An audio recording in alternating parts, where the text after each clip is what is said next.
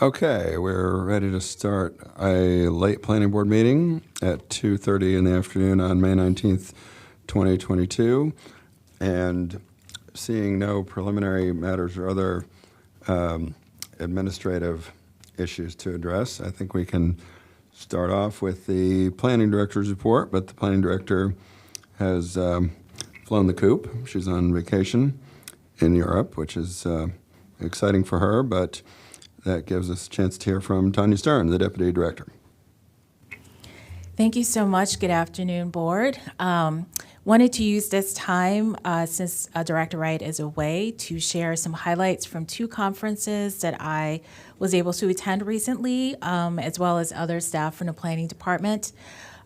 We were able to attend, or I'm starting with myself, I attended the Urban Land Institute 2022 spring meeting, along with some planning staff, and then a larger number of us were able to attend the American Planning Association National Planning Conference, both of which took place in San Diego within the last month. So this is basically a show and tell of some of the great tours that I was able to take, some of the things that we learned while we were in San Diego, and some interesting lessons learned, I think, for our department. I'll start with this slide just to show you some great highlights from particularly downtown San Diego. There's a lot of development that's taking place in the city. I haven't been to San Diego in several decades, so I was very surprised to see just how much energy was happening in the city, particularly in the downtown area. Next slide. So this shows you just kind of a view of the skyline of downtown San Diego. I found it really interesting because there are definitely areas where you see very tall buildings, multifamily buildings in particular, but alongside much lower scale buildings, both commercial and residential, and not just historic buildings, but more sort of recently constructed buildings. So it was just a really interesting kind of combination of their skyline. Next slide. And several of these photos were taken by Jason Sartori, our chief of the Countywide Planning and Policy Division. So you caught some really great scenes of some really interesting ways where we saw a lot of placemaking in San Diego, both through building design and features, also some streetscape. There's an image of, it looks like sort of intertwined, those are street lights, and I also saw those as well. And I thought that was a really interesting treatment for part of the transportation infrastructure. There are also several streets that were closed down in the gas lamp corridor, which is a major kind of entertainment mixed-use area for pedestrians to expand spaces for streeteries. There was, I think, a festival that took place in Little Italy during the APA conference as well. And the landscape is also really interesting in San Diego. There are definitely great gathering places, and there's also a lovely waterfront park along the San Diego Bay. That's the image that's right, the lower right-hand side. So it's just a really lovely area where there's very active areas in the downtown, lots of neighborhoods, but also really great places for residents to be able to spend time in nature as well. Next slide. So I'm going to shift and talk about some tours that I took during the ULI spring meeting. Next slide. The first are 3 housing tours that I took a look at 2 transit-accessible affordable housing projects in San Diego, as well as a market rate housing project in National City, which is in the San Diego area, but a separate municipality. The first one is the Celadon, and that's the building that's kind of the 2 images in the upper right-hand corner. This is a 100% affordable housing project in downtown San Diego that opened about 5 years or so ago. And it was really interesting. They had vertical solar panels. I think it was one of the first multifamily projects to have vertical solar panels. And there are also several open spaces for residents throughout that property, for them to be able to be outside, even though they're in the middle of downtown San Diego. So I took a photo of one of those kind of outdoor spaces where there's the residents have their own spaces to garden right on the property.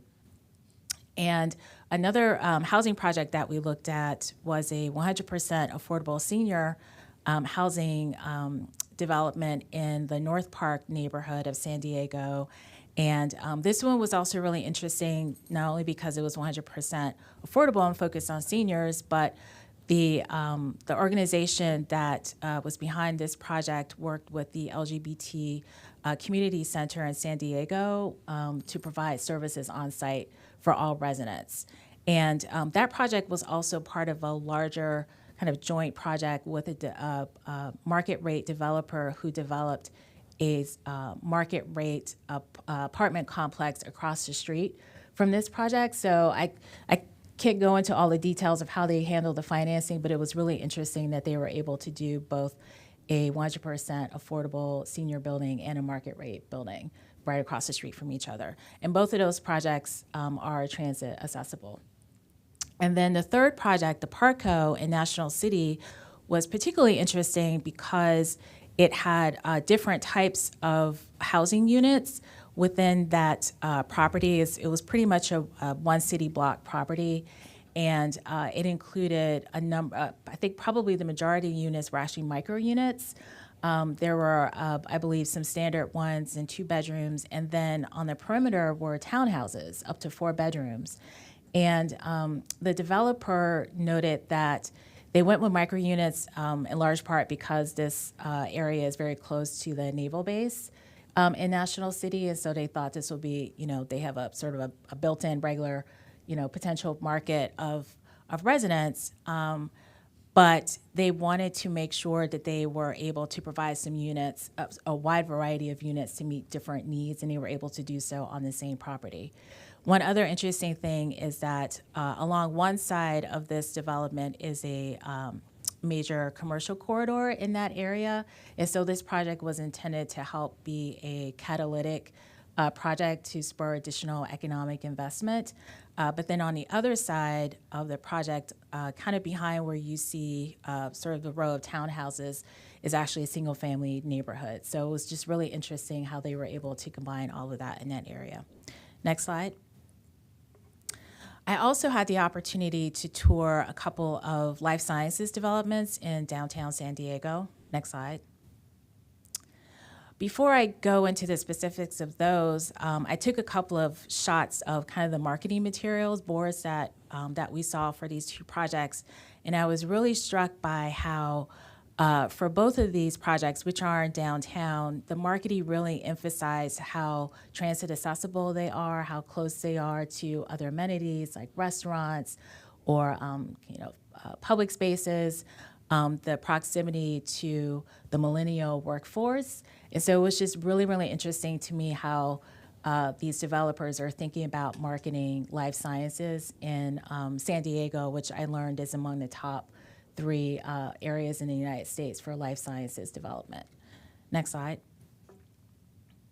So the 2 projects that I had an opportunity to tour was the Research and Development District, and this is actually under construction right now, so we were able to go to the construction site.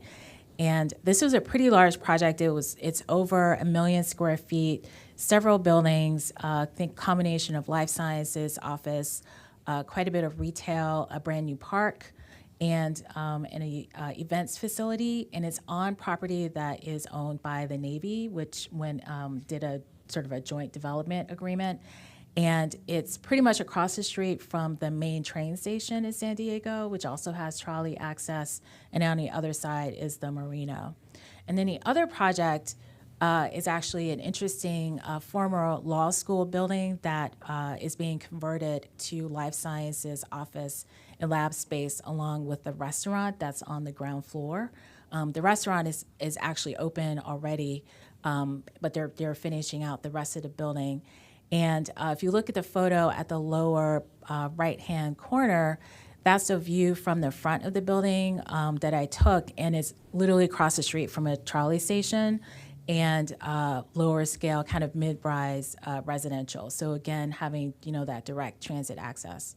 Next slide. I am also I'm very involved in the Urban Land Institute as a member, and I recently joined the Transit-Oriented Development Product Council.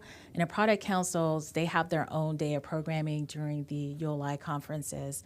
And so one of the projects that we were able to learn quite a bit about was the extension of the Blue Line trolley. This was a project that the city of San Diego completed. The city's transit system in partnership with Caltrans, their state DOT, and some other partners. They completed it on time and on budget, which they were very proud to announce last fall. I was very impressed by that. And but a key part of this is that it extended the trolley, the Blue Line of the trolley, by 9 stops out to another major employment center outside of downtown.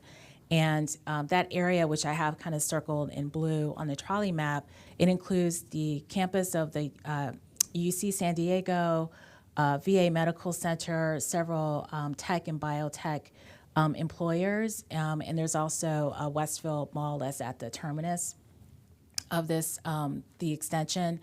And so this was actually an intentional effort to provide better transit access to a major alternate employment center. I actually heard that there's actually more employment centers outside of San Diego than downtown, and so this was actually a really important piece to extend that access both to the university and to these other employers. Next slide. So I'm going to shift to the APA conference. Next slide. I got to go on a really excellent tour of the Convoy District. This is a Pan-Asian cultural district about 20 minutes by outside of downtown San Diego by the freeway. And we got to learn about this community that has this is really almost like a destination area, not just for folks who live in that immediate area. And when I say that there were tons of restaurants, there are tons and tons and tons of restaurants, but also other types of businesses, a lot of car dealerships. And this area, there's a major street that runs through this area that is very, very wide. So that was something that we asked about, and we heard that the the planning department is actually updating the community plan for the area that this district is in, and they're going to be doing a road diet to make it much more walkable. But this was a really great opportunity to see a community outside of downtown San Diego. One thing I wanted to note was while we were on the tour, a reporter from one of the local newspapers asked to interview me, so I did sort of a walk and talk during the tour, and the story was published while I was still at the APA conference. So if you haven't seen it, I will be happy to share it with you. I was quoted, and I'm actually in one of the photos. Next slide. Oh, actually, before I move off for this one, if you can go back to the previous slide, something else that we saw was some interesting placemaking. The image in the upper right-hand corner, that's a utility box that has a mural, and there were several of those in that area. So again, there were a number of efforts to try to bring some additional placemaking to this community. Next slide. I also went on a tour of Southeastern San Diego. This is a part of the city that has a large lower income Latino and Black population. And so we got to see a couple of projects that are intended to help provide some new amenities to the residents in that area. The first one is the Ocean Discovery Institute. This is a nonprofit organization that provides education in the sciences and conservation to kids in that community, particularly lower income kids from the area, the residential neighborhood that actually immediately surrounded this facility, I believe is majority Latino. And so this organization works with the public school district to provide in-school training for kids all the way up through grade 12. as well as opportunities to actually take trips and visit labs in other areas to get exposed to the earth sciences and conservation. And a particularly interesting thing about this, just in terms of building design, the image that is in kind of the upper middle, that is, if you go right around the corner, that's the entrance. It's actually a 2-level facility that goes down into a canyon, but this facility is literally in the middle of a residential area, and the only thing that you see is that one sort of one-story piece with part of a solar panel. So they were intentional in trying to make sure that the design fit in within this residential area. Next slide. And then the second facility that we toured was the Jacobs Center for Neighborhood Innovation, alongside a shopping plaza called the Market Creek Plaza. And this also was really, really interesting because we heard the team that developed the shopping center actually provided or offered community members the ability to become shareholders. So it was a way of kind of creating some sort of wealth for those residents. And as you can see, there are definitely a lot of very intentional efforts to add a lot of placemaking along the within the plaza area for the shopping center. There's an area right behind it where there's like kind of a stage where there used to be a lot of performances for community members in different organizations. And then the Jacobs Center has a number of services, one of which is it's sort of an incubator, but a little bit different, but essentially is a space where they provide co-working spaces for new businesses, growing businesses by diverse entrepreneurs, where they can get technical assistance and other kind of knowledge to help expand their businesses. Next slide. So one of the great things about the APA conference was that Montgomery Planning was represented in one of the sessions. Historic Preservation Supervisor Rebecca Ballo and I did a dedicated session on our street renaming effort that the board was very, very involved in. And we had really great turnout for it. And we presented a lot of the same information that the board and the county council have already seen about this project, but we also came up with 6 lessons learned since it's been almost a year since we completed the first set of street renamings. And 2 of the lessons learned that I can mention right now is that it is really critical to do check-ins with officials early and often. And so I had a slide that showed how frequently we came to the board, how often we went to the county council and checked in with you all to make sure that we were on the right track, that you all supported the direction and the decisions that we were making, before we actually implemented it. And then another lesson learned was that the street renamings actually gave us an opportunity to tell the story of Montgomery County's local African American history outside of classrooms in a museum. And actually the last slide of the presentation talks about the Josiah Henson Parkway renaming, which, even though it wasn't a result of this specific street renaming, it was obviously another significant one that we completed. And I shared the story of how at the street renaming, we met some residents who lived in a condo development where the sign installation took place, and how one of the residents told me, she didn't know who Josiah Henson was before finding out about the street renaming, so she decided to look it up. And we consider that to be a very significant, positive impact of a project like this. Next slide. So in addition to all those different tours that I took, was able to go to quite a number of sessions, and this is just kind of a few highlights of the different topics that the sessions covered. Equitable planning and development was very much a theme for both of these conferences, as well as TOD and placemaking. Went to several discussions about housing, expanding supply, expanding the access to affordable housing, to attainable housing. San Diego is definitely experiencing a lot of similar issues as Montgomery County. Their housing is too expensive for a lot of residents. There isn't enough of it. And we heard about a number of different initiatives that the city has been embarking on to try to address that issue, same as we have been. I also went to a really interesting session about urban parks as anchors for economic development. I owe Parks Director Mike Riley a business card of one of the presenters who actually did a whole analysis related to that effort.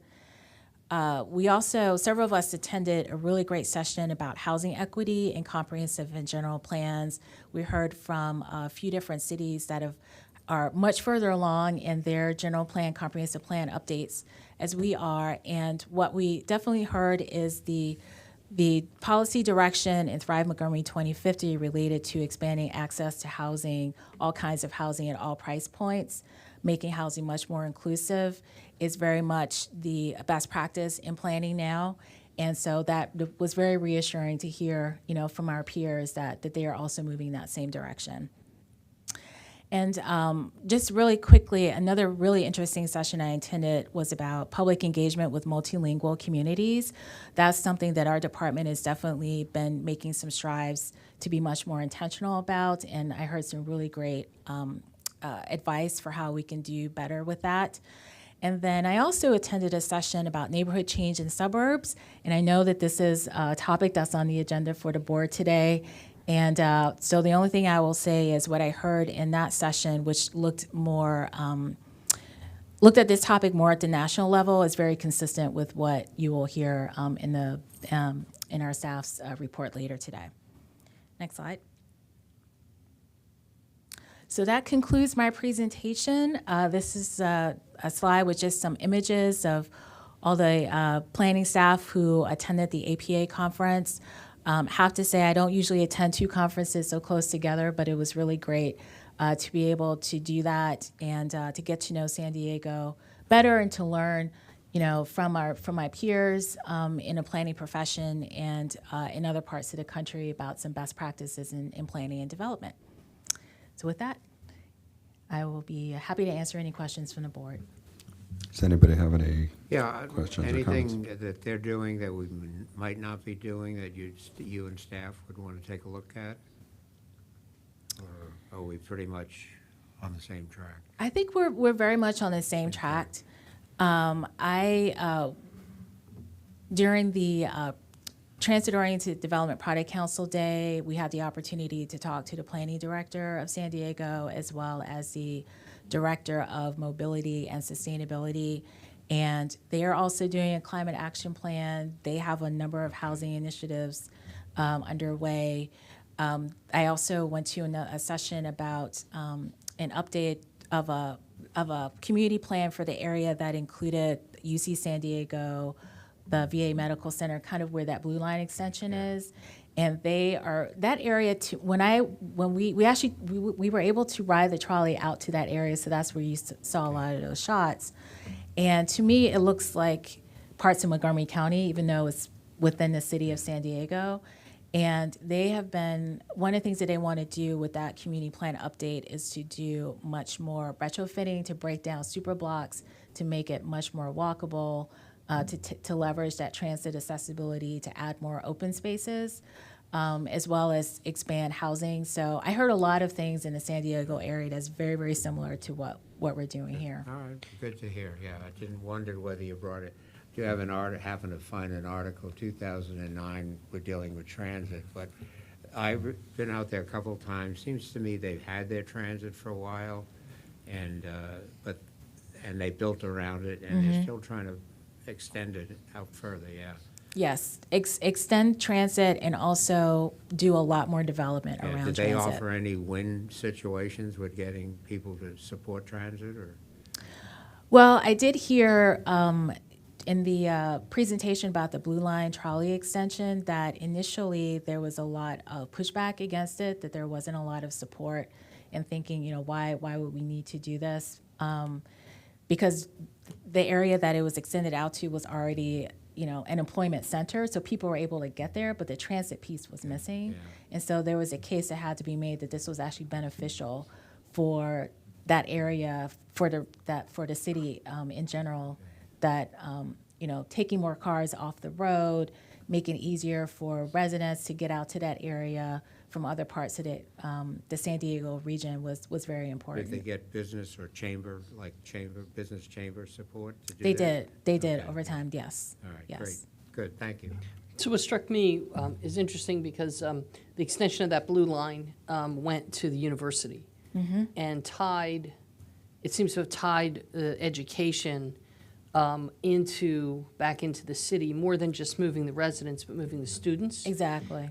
Because two things that struck me is last week when we went on the tour of the biotech and biohealth facilities, one of the things that they were said that some of the other cities and areas that are actually succeeding more than we are in growing the biohealth, even though we're doing a great job.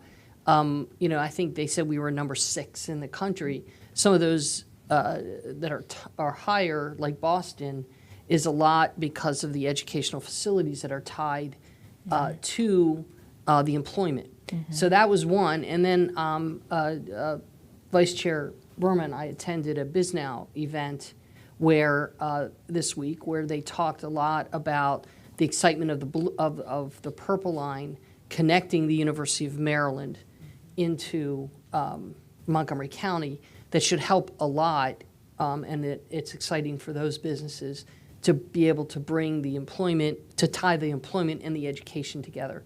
So I think that's something that, as we're looking at our plans and looking at ways that we can enhance our own economic development, I think we really need to focus on tying the educational opportunities, the educational facilities into the employment centers, so that we've got that for this to bring the students and the employees together.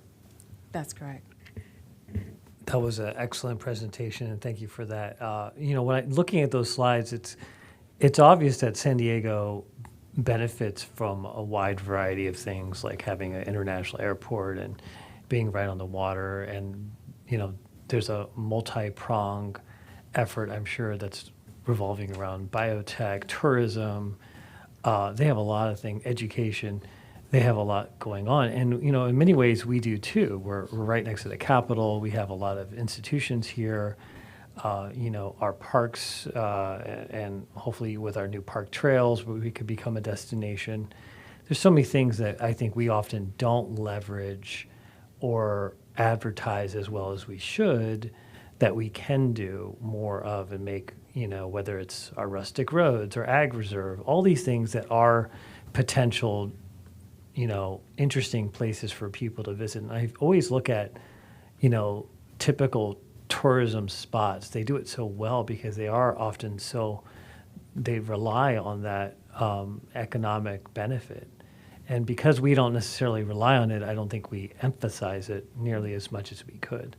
So I was kind of struck by that. And even the way you described the Asian markets, we have so much of that here too, but we don't capture it as much. I know in Northern Virginia, the Eden Center is always one that's always mentioned, but there's so many things that we could be doing, and I think that's something we can learn.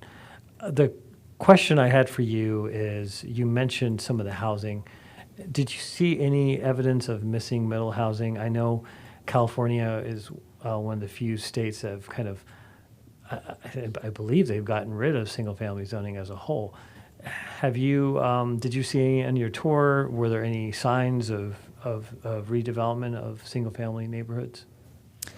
For the tours that I attended, they weren't focused on missing middle housing, so I can't point to specific projects that we saw.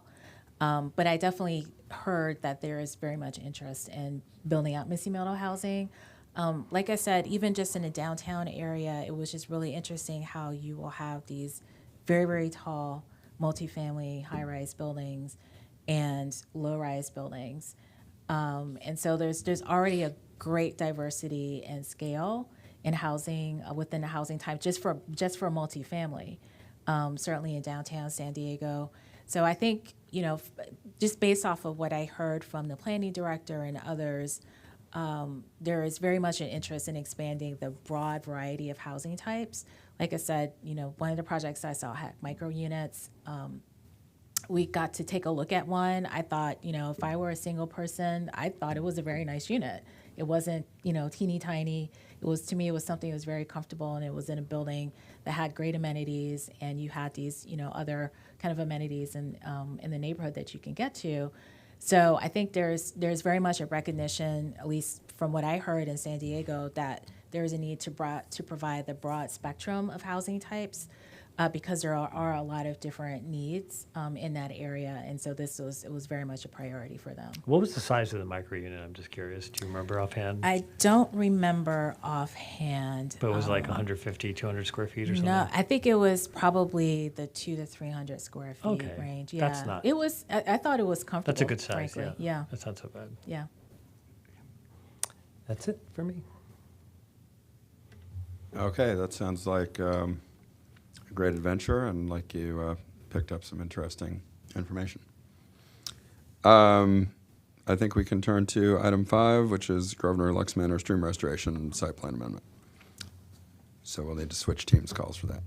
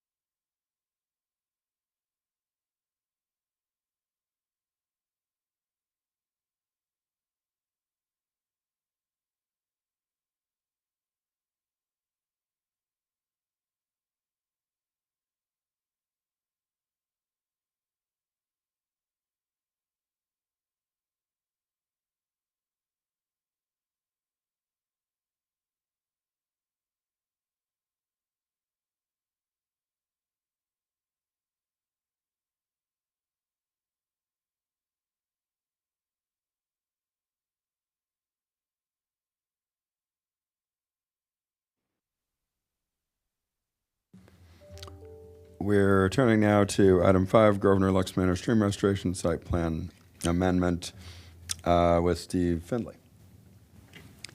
Thank you very much. Good afternoon. For the record, I'm Steve Findley with the Mid-County Planning Division, and I am here to present Site Plan Amendment Number 8, 1996-023A. This is a site plan amendment for purposes of amending the final forest conservation plan to permit disturbance of a Category 1 forest conservation easement. This disturbance is associated with a county stream restoration project along the Grosvenor Lux Manor tributary of Rock Creek to repair erosion and reduce sedimentation. The applicant for this site plan amendment is the Montgomery County Department of Environmental Protection, and we have Christy Shamatero and Paul Bogle from DEP here, and they're available to answer questions about the project if you have any.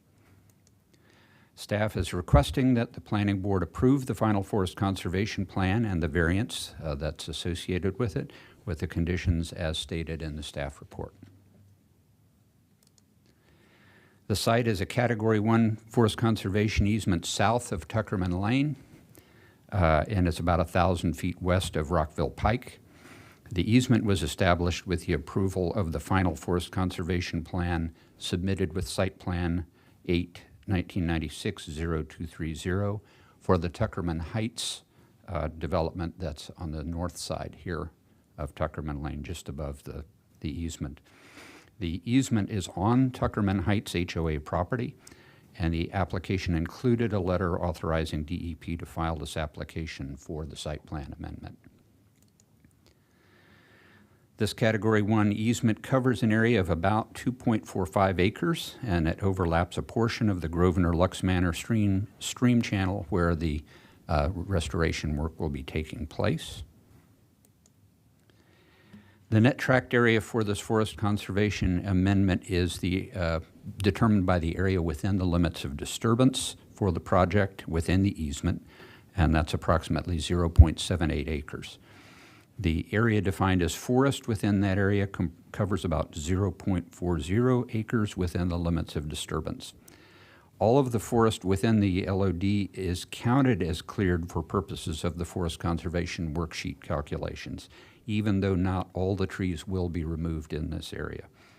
Based on the zoning, the net tract area, and the forest counted as cleared, the reforestation requirement for this project is 0.37 acres, and the applicant is proposing to reforest the entire area within the limits of disturbance, incorporating the saved trees to provide a total reforested area of 0.78 acres.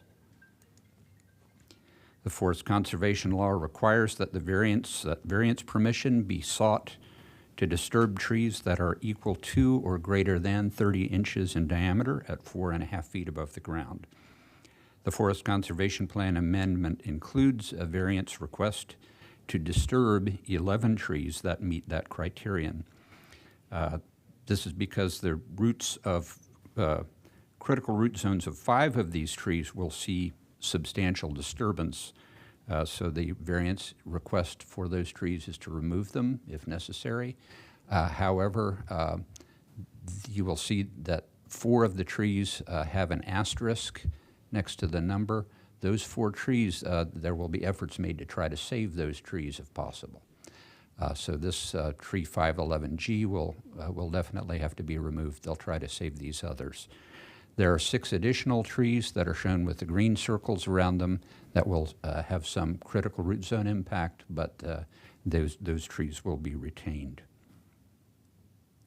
And with that, the staff recommends approval of the final Forest Conservation Plan amendment and variance with the conditions as noted, and we'll be happy to answer any questions that you might have. Yeah, I have a question. You got a property line to the south that, on this sketch, it shows up a little bit on the lower left. What's the status of that? Is that forested? A good portion of that is forested, and that's on another HOA property down there.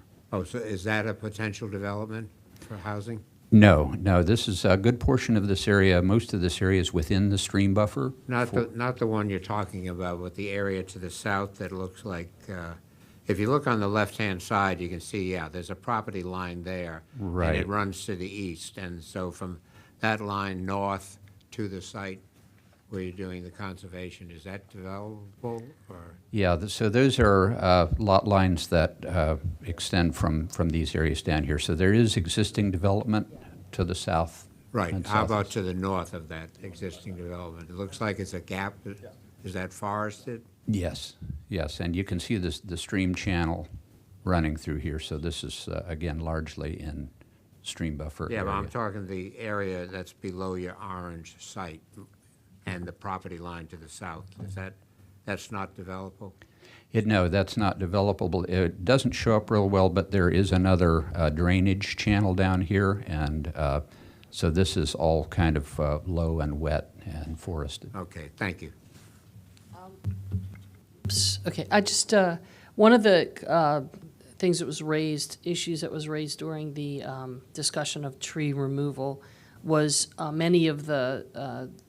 the variance trees are being removed or impacted as a result of access.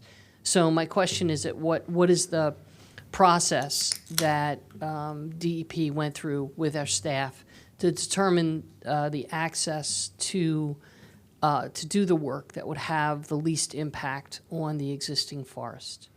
I can let them answer that if they'd like to. I do know that they involved the county arborist, Laura Miller, to come out and walk with the site with them to help them make those decisions. But I'll let Christy fill you in further on that. Yeah, and if our friends from DEP would like to say anything else, add anything to the staff report, that would be fine too.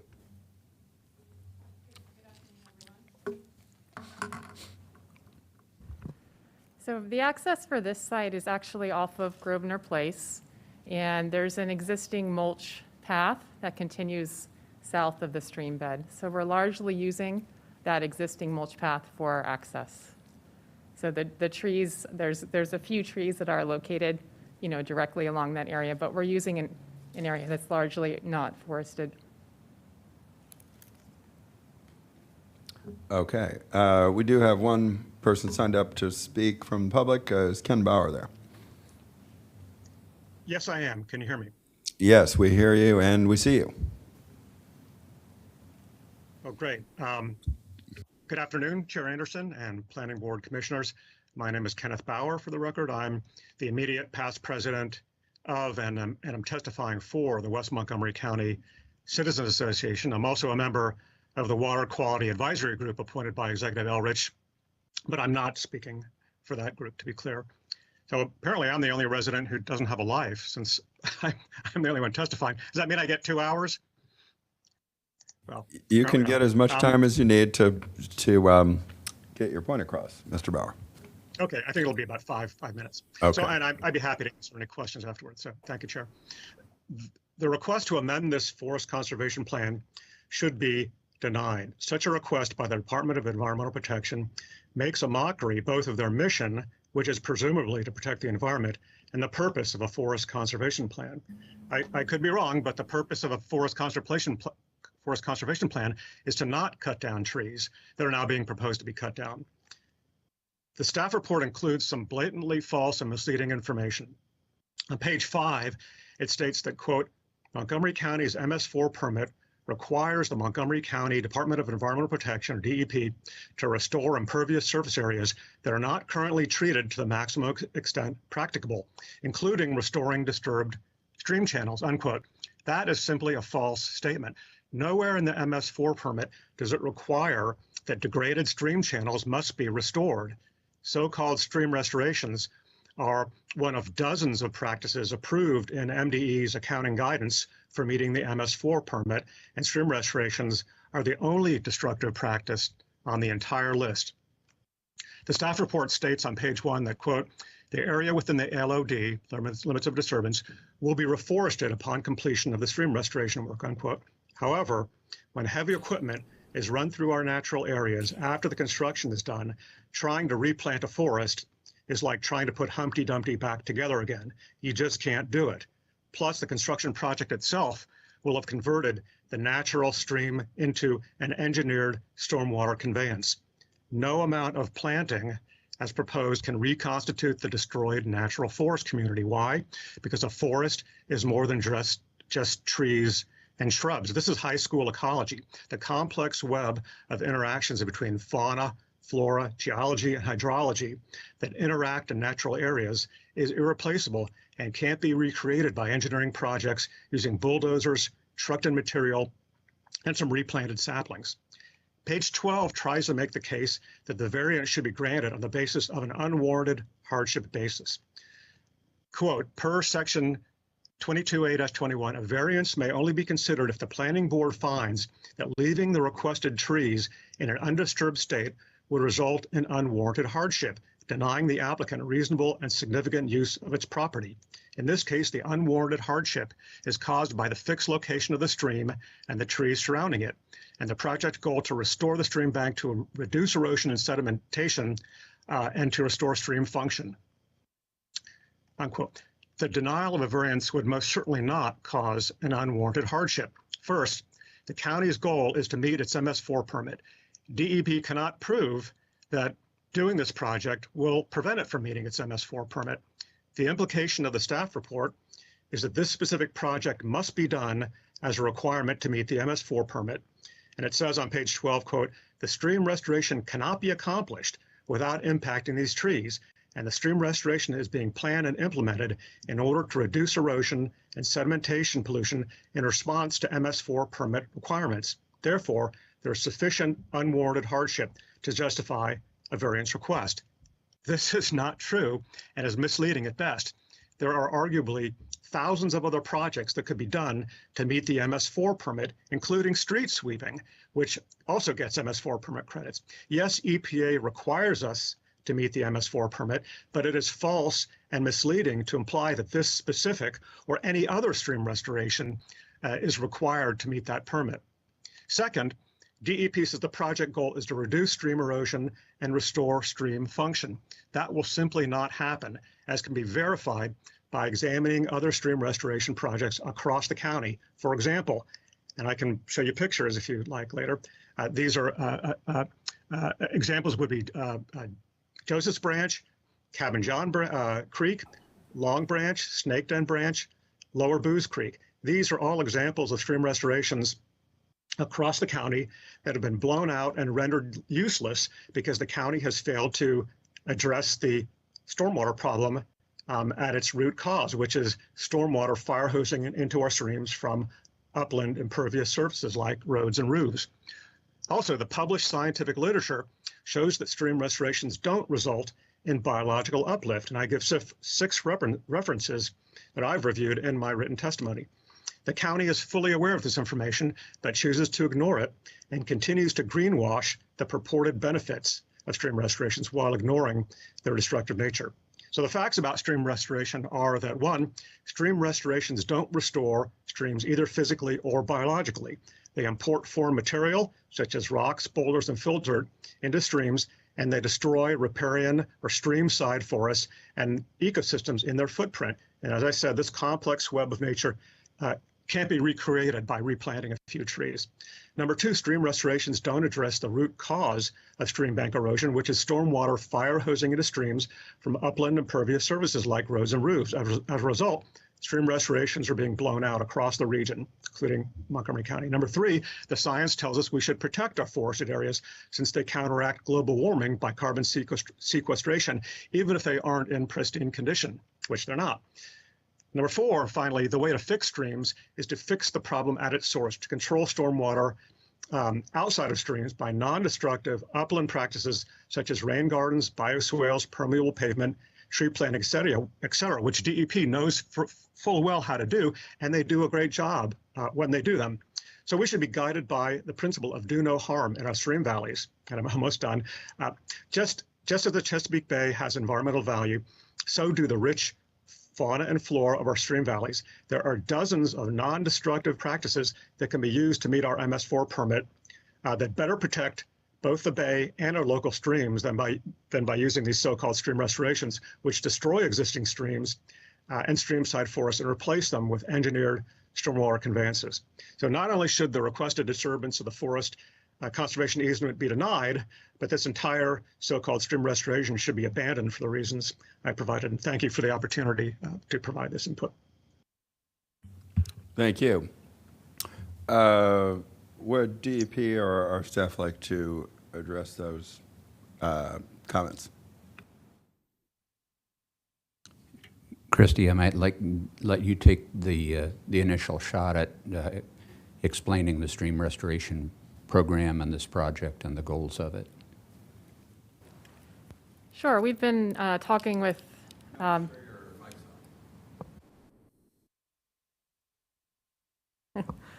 we good? Yep. Okay. Yes, we've been talking with Mr. Ken Bauer, our department, for probably over a year now, and we appreciate his sincere efforts to protect our county streams, which we have miles and miles of all over the county. And our department does do a variety of work for our MS4 permit. We do stormwater management retrofits along with stream restoration. In the case of this particular stream restoration project, we have been working with the communities for over 8 years. And in fact, the only reason we're moving forward with this stream restoration, because it was put on pause by our department in 2018, is because of specific input from the community that they would like to see this work completed. They've witnessed trees falling in the stream over the years, as have we, from the significant erosion in this stream channel. So this particular reach is one that's highly supported by the neighboring communities.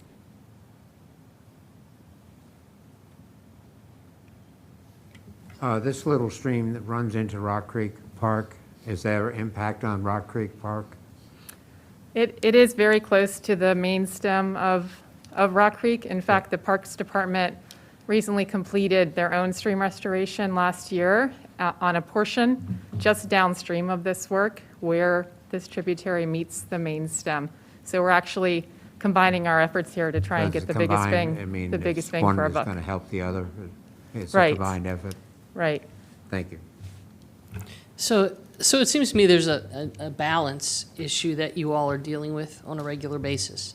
You've got the water quality, the stream, the health of the stream, and the erosion that you have to deal with. And then you have the forest that also, as Mr. Bauer indicated, is part of the ecosystem for the streams.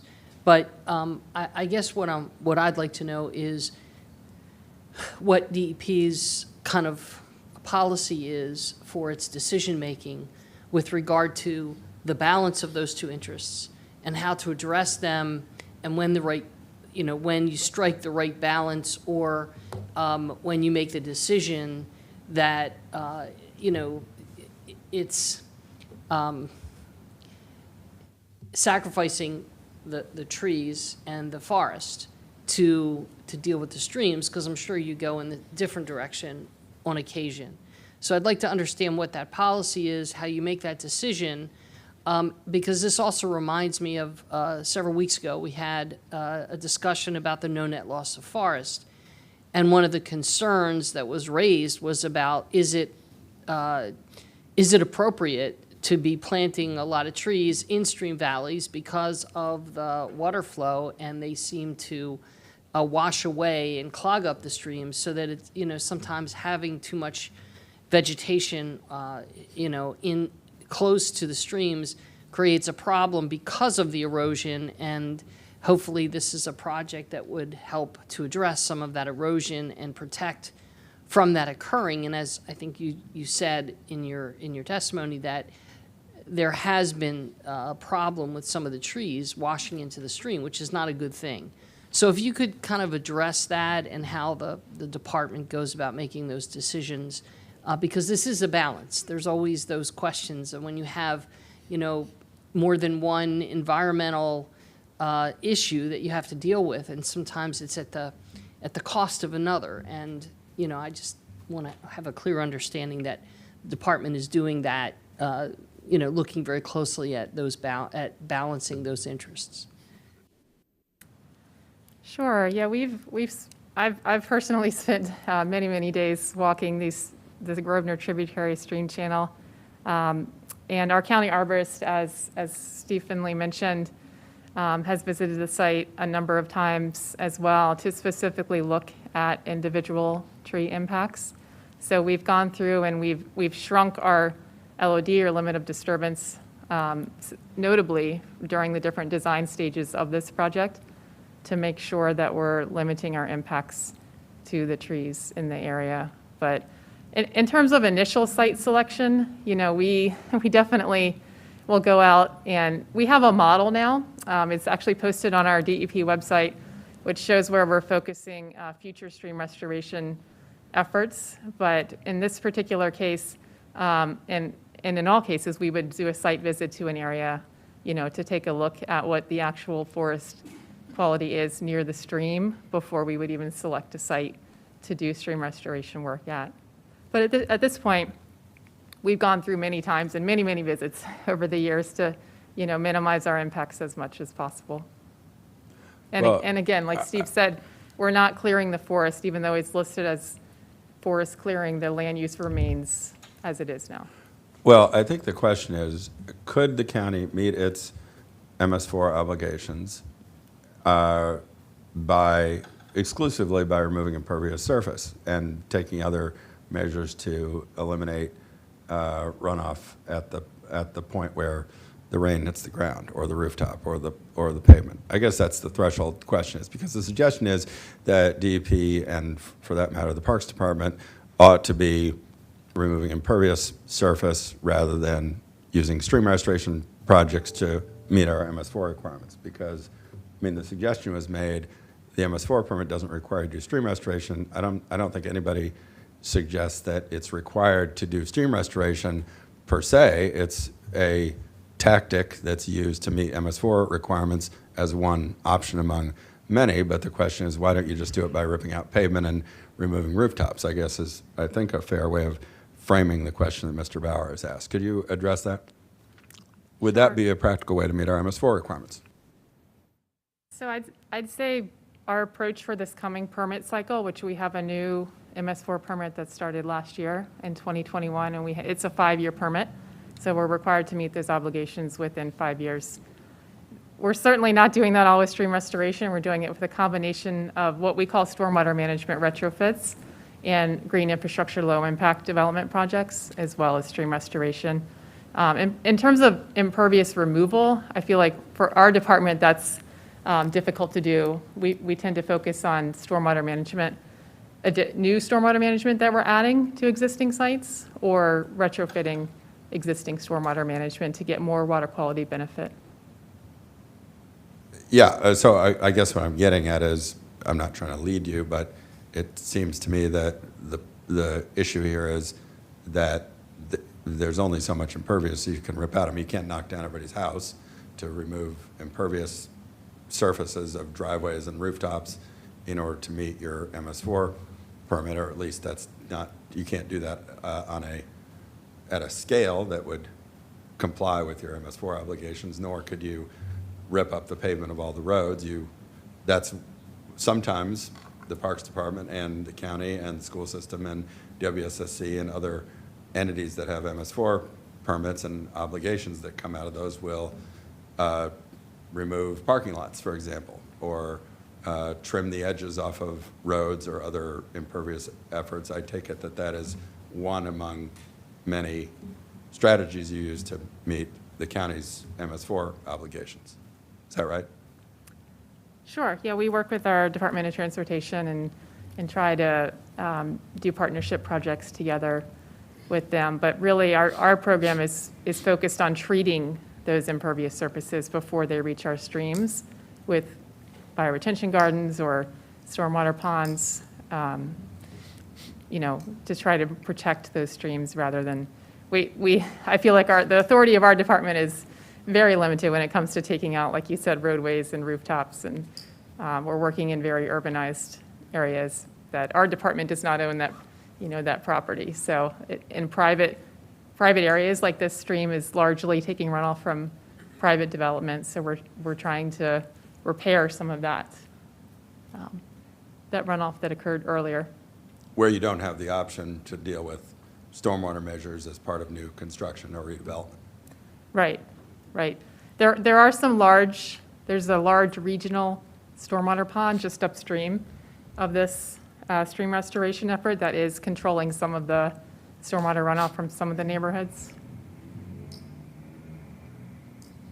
Yeah, okay. Well, I'm just trying to establish for the record that it's not as though DEP or anyone else is going out there treating stream restoration as though we must basically rechannelize all the streams to optimize their stormwater performance. We're using that as one tool in the toolkit among many stormwater mitigation measures which are necessary to meet our MS4 obligations for collectively and as separate government entities. And that may include stream restoration, but it may also include some of the other strategies that you're talking about, but those are not always available.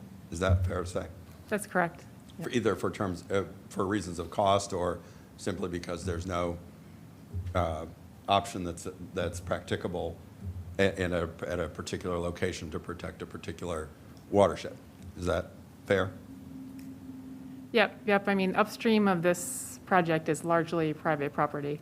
So we do a lot of outreach to try and encourage those residents to add additional stormwater management, and those would be, smaller practices put in through our Rainscapes program, for example, which offers rebates to homeowners to install stormwater management on their private property.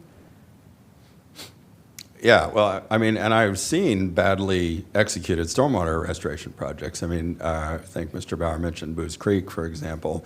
I think there's other examples around the county where we can see projects that were not effectively implemented and they were blown out because there were simply, inaccurate calculations made about what was necessary to support the new geomorphology of the stream and when a violent weather event, when a lot of water came rushing down the stream, they're blown out. I don't think that's really an indictment of stream restoration projects in principle. It means that sometimes they're not well done, just like any other civil engineering project is sometimes not effectively executed. You don't like to see that, but that's not a critique of the general practice. Does anybody else have any other questions or comments? Is there a motion? I'll make a motion to, I actually make a motion to approve the site plan amendment as presented by the staff. I find that the answers to my questions and the need to balance it is important. It's, as the chair said, it's a tool in the toolbox, and we need to look at other tools, but on this particular project, I think after 8 years of study, I think it's that's sufficient to determine that it's the best for this project. So I move approval. And I'll second.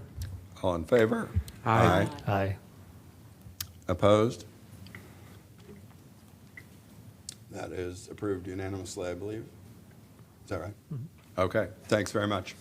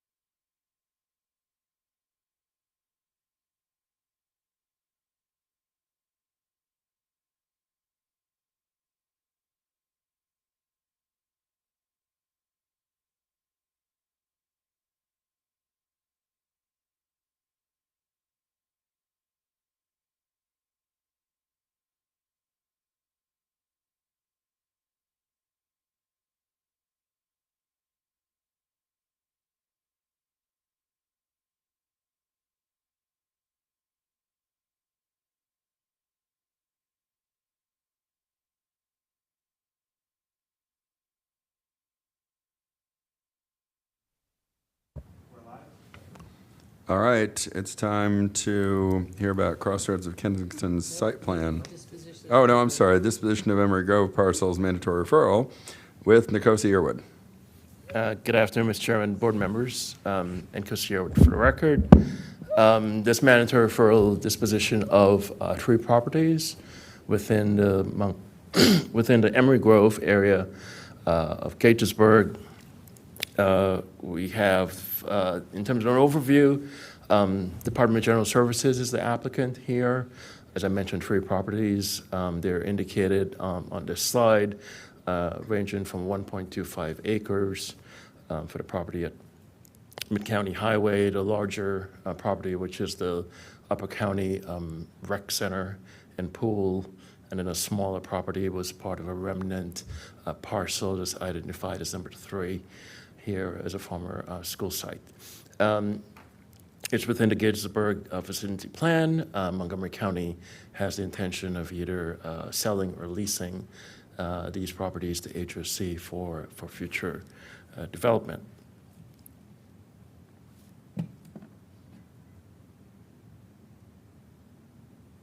So as I noted, a third property within this disposition was a former school site many years ago. It was transferred from the Board of Education in 1983 to the county in 2000. A portion of that was sold off. Now that's residential development.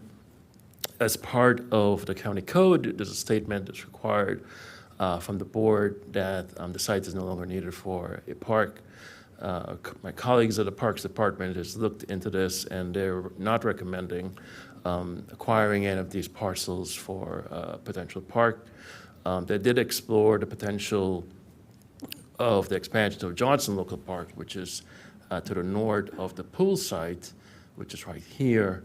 But that property will, in terms of any potential redevelopment of it, the existing pool and center will be retained, and any future development will likely occur along the frontage portion.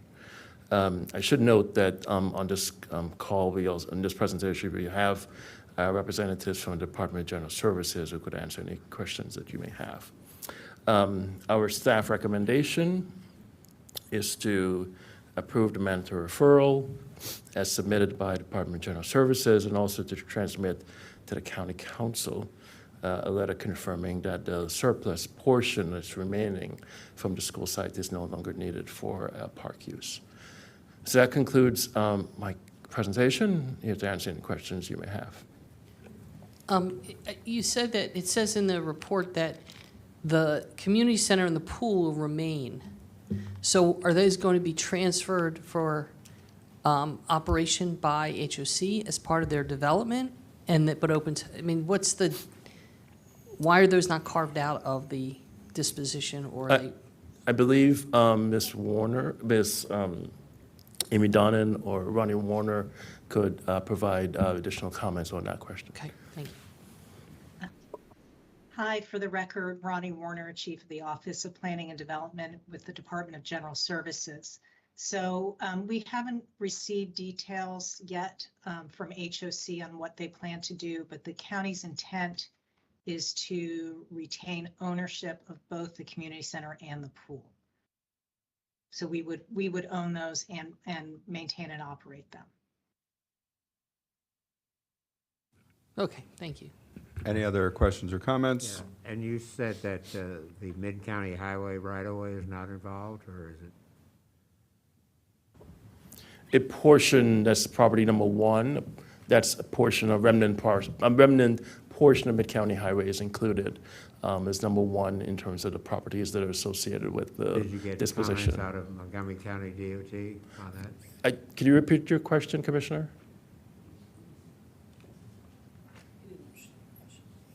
Could you repeat your question? I missed the. Oh, I'm sorry. I said, did you, at MCDOT, did they comment on that? Again, that properties in their ownership or not? No? we did not receive any comments from Montgomery County DOT on this. Thank you. Okay, if there's no further comments or questions, could we get a motion? I move approval to transmit comments on the mandatory referral, but I would like to add make it clear that the county's intention is to retain ownership of the community center and the pool. But other than that, I recommend approval, or of transmission of the comments. And I'll second. All in favor? Aye. Aye. Opposed? That is approved. Yeah. Thank you.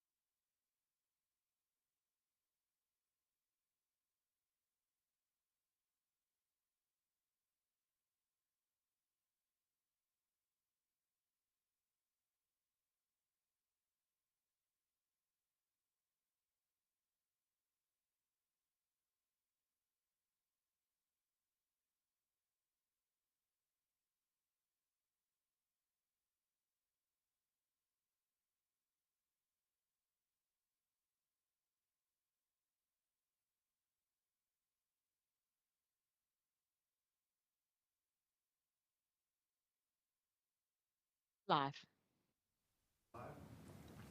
And now it's time for item 7, Crossroads of Kensington site plan with Emily Teitelbaum. Good afternoon, commissioners. Can everybody hear me okay? Here? Yep. This is the Crossroads of Kensington, site plan number 820220030. For the record, my name is Emily Teitelbaum with the Mid-County Planning Division. And we are recommending approval for this project with conditions to build 11,400 square feet of retail restaurant uses and a drive-through lane that will be associated with a bank. The project is at a prominent intersection in the town of Kensington, at the intersection of Connecticut and Pliers Mill, and this will be a significant upgrade to the intersection, particularly to the pedestrian environment and general streetscape improvements. I want to make one correction to the staff report on the cover page. It lists the staff report completion date is 2021. I guess I lost a year somewhere in there because it was, in fact, completed in 2022. It does feel like a lost decade, doesn't it? I know, doesn't it? So this is the general vicinity of the property. The subject property is outlined here in red. It is, like I said, at the southeast corner of the intersection of Connecticut and Pliers Mill. The other 3 corners of the intersection have 2 gas stations, one located here and one located here, and then just catty corner on the intersection across Connecticut Avenue is a volunteer fire department. Just south of the property are the CSX tracks, and there's a small shopping center to the east, some self-storage facilities, and then there's a residential neighborhood northeast across Pliers Mill Road. So the property is just over an acre and located within the CRT 2.5, C 2.0, R 2.0, H75 zone, and within the 2012 Kensington Sector Plan area. As you can see here, the current property is accessed by 4 very wide curb cuts, 2 on each frontage. So there's one here, here, here, and here. 2 of them are very close to this intersection right here. There are also sidewalks that are immediately adjacent to the busy roads.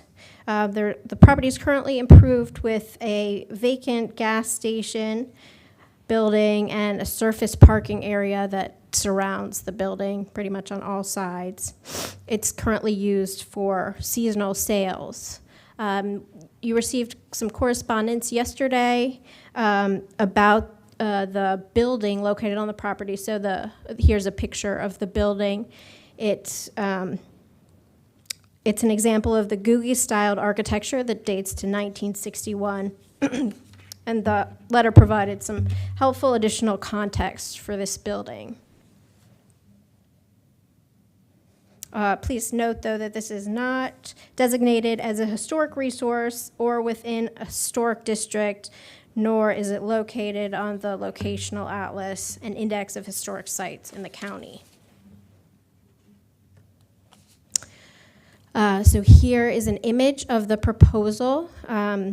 As I mentioned earlier, the proposal is for an 11,400 square feet of development in 2 separate buildings that right here and here that are connected by a covered walkway, which is right here. The applicant team worked extensively with planning staff and with Town of Kensington representatives to design a project that provides desired retail and restaurant space for community members, significant streetscape improvements along both property frontages, and an attractive pedestrian-oriented site design that's consistent with master plan recommendations. The building materials you can see in this rendering, there is a lot of brick included, composite siding, and neutral tones, which are designed to complement existing development in Kensington, while also giving this corner an updated look. The covered passageway provides open space, and it also provides connectivity between the parking area and the front of the property with the store entrances along the property frontages. You can see here there's one curb cut directly from Connecticut Avenue, and then there's another access point from the adjacent property. So these two parcels are connected. I have another slide that shows this a little more clearly. So outlined in red here, you see the property, and then the adjacent property is right here. And this property owner has negotiated an easement agreement with the adjacent property to allow access from Metropolitan Avenue to the subject property here.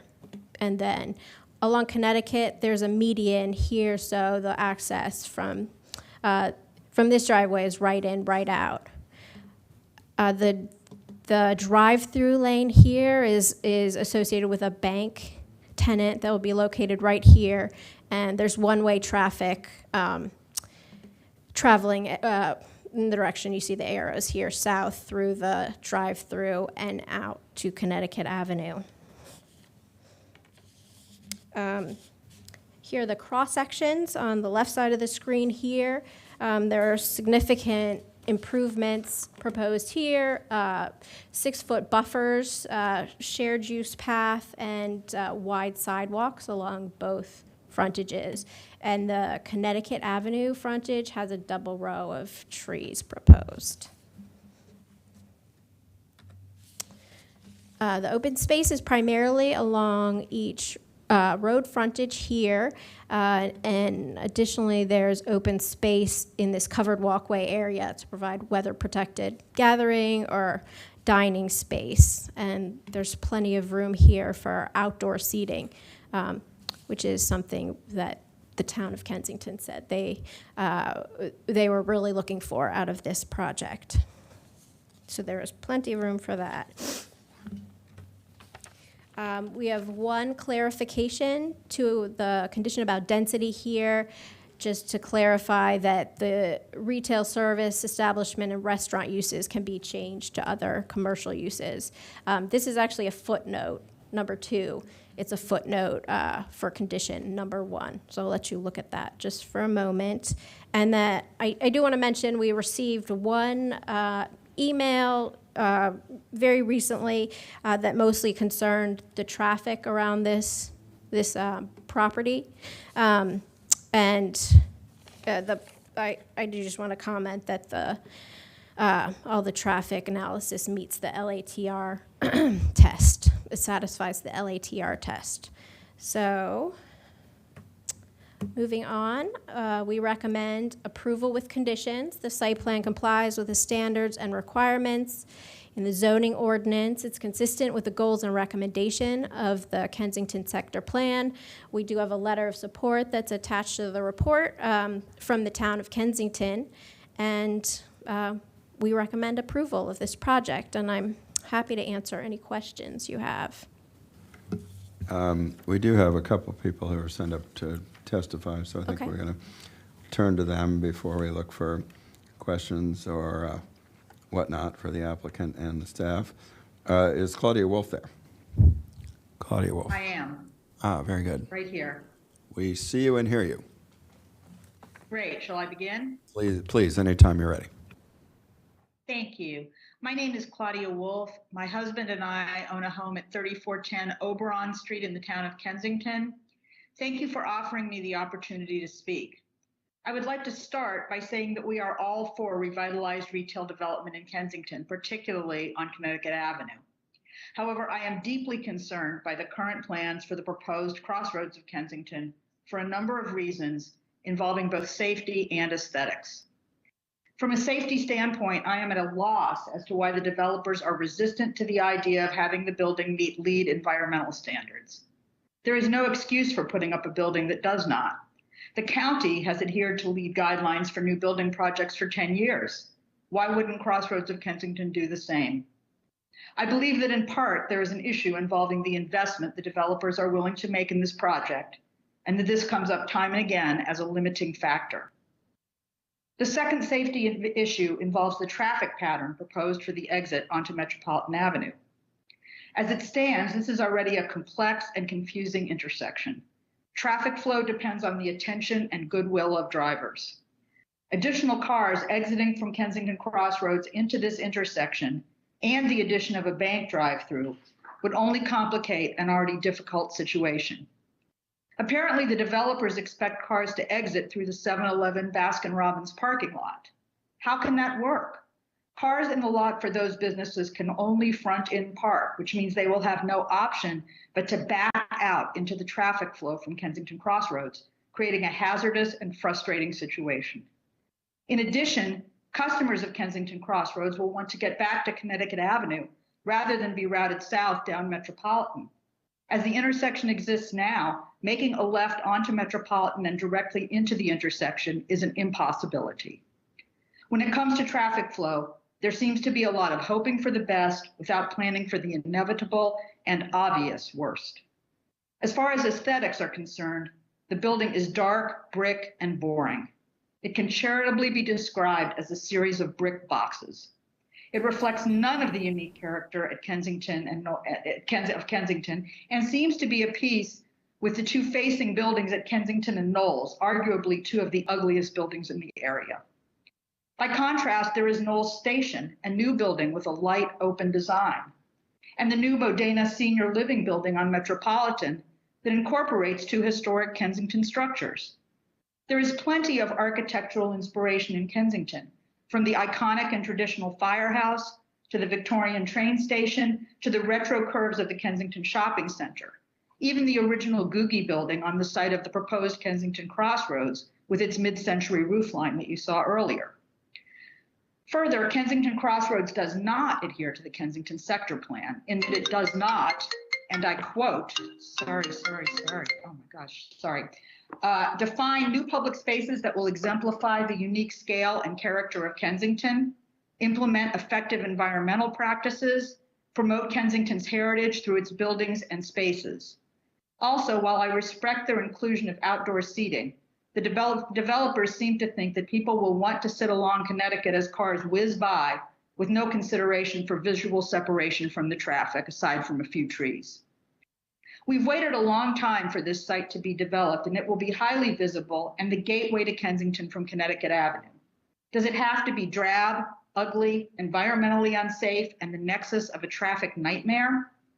The location of our house means that we drive through the intersection of Metropolitan and Pliers Mill on a daily basis. I ask that the planning board seriously consider both the safety and the aesthetics of a building that will define a growing and vibrant town of Kensington, and please send the developers back to the drawing board. Thank you. Thank you. Deborah Chalfie. Yes, thanks so much. Chair Anderson and members of the Planning Board, I'm Deborah Chalfie, Preservation Chair of the Art Deco Society of Washington. Founded in 1982, the Art Deco Society of Washington is a nonprofit membership organization encompassing the Washington, D.C. region, whose mission is to foster awareness of, celebrate, and preserve the architectural, decorative, industrial, and cultural arts of the Art Deco era. Hold up on the slides a sec, thanks. Including mid-century modern.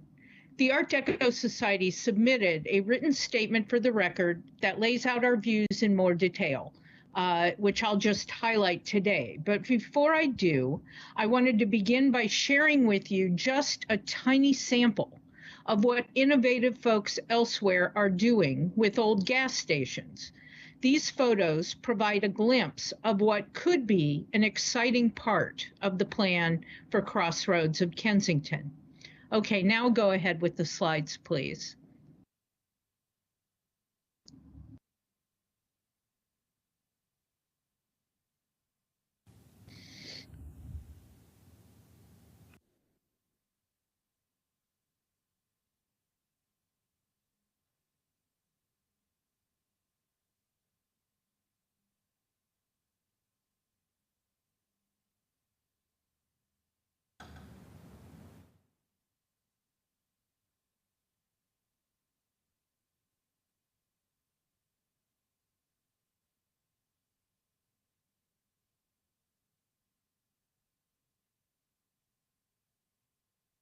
Great, thank you so much. Connecticut Avenue is one of our country's and our region's great boulevards. And the corner of Connecticut Avenue and Pliers Mill is a major prominent intersection in the core of Kensington's town center. It's thus important that this site be developed in a way that comports with the town's vision to reinvigorate the town's center while preserving Kensington's scale and historic character, and to create an active and vibrant town center. Clearly, this proposed development is preferable to the earlier self-storage facility proposal in several respects. Its small scale and massing make it accessible, and the additional retail will be welcome. The parking lot is hidden away in the back, and unlike a self-storage facility, the center can be counted on to generate some activity. The outdoor seating and planned landscaping should help a bit. However, as proposed, the Art Deco Society is deeply disappointed that Crossroads of Kensington would demolish the futuristic Jetsons gas station now on the site. The Art Deco Society believes this proposed development could be so much better and better accomplish the goals of the town of Kensington and the planning board for a more vibrant, appealing, and active town center if the developers could find a way to refurbish and incorporate the gas station building as part of the project. I'd like to point out that the last time redevelopment of this parcel was proposed, the planning board staff report waxed eloquently about the exuberant commercial style of Googie architecture, characterized by sweeping lines, cantilevered and steep sloping roof angles, and exuberant use of color, glass, and metal materials. Speaking to the historic merits of this particular gas station, they said that this gas station is an excellent example of the Googie style as applied to a gas station and appears to be the only such example remaining in the county. It was highlighted in the inventory of Montgomery modern buildings as part of the county's Montgomery Modern Initiative. The planning staff concluded, and I quote, "The adaptive reuse potential for this building, with its corner location and high degree of architectural integrity, should be explored as part of any redevelopment proposal for this site." The exuberant architecture and historical significance of the gas station have not changed since that time, since that last staff report, nor have the physical characteristics of the site. The only thing that has changed is a little strip center is being proposed rather than a self-storage building. Unfortunately, it does not appear that the adaptive reuse potential for the gas station or a different configuration was ever explored as part of this redevelopment proposal for this site. Yes, it's a challenging site. However, the adjacent property directly in back is already figuring prominently in this proposal, providing an easement for the second point of ingress and egress. And in the staff report, there's an allusion from the developers that they will expand to that second parcel sometime in the future, or at least they may. Had the owners combined the two properties from the beginning, as many had suggested and hoped, the gas station could have easily been incorporated into the development plan.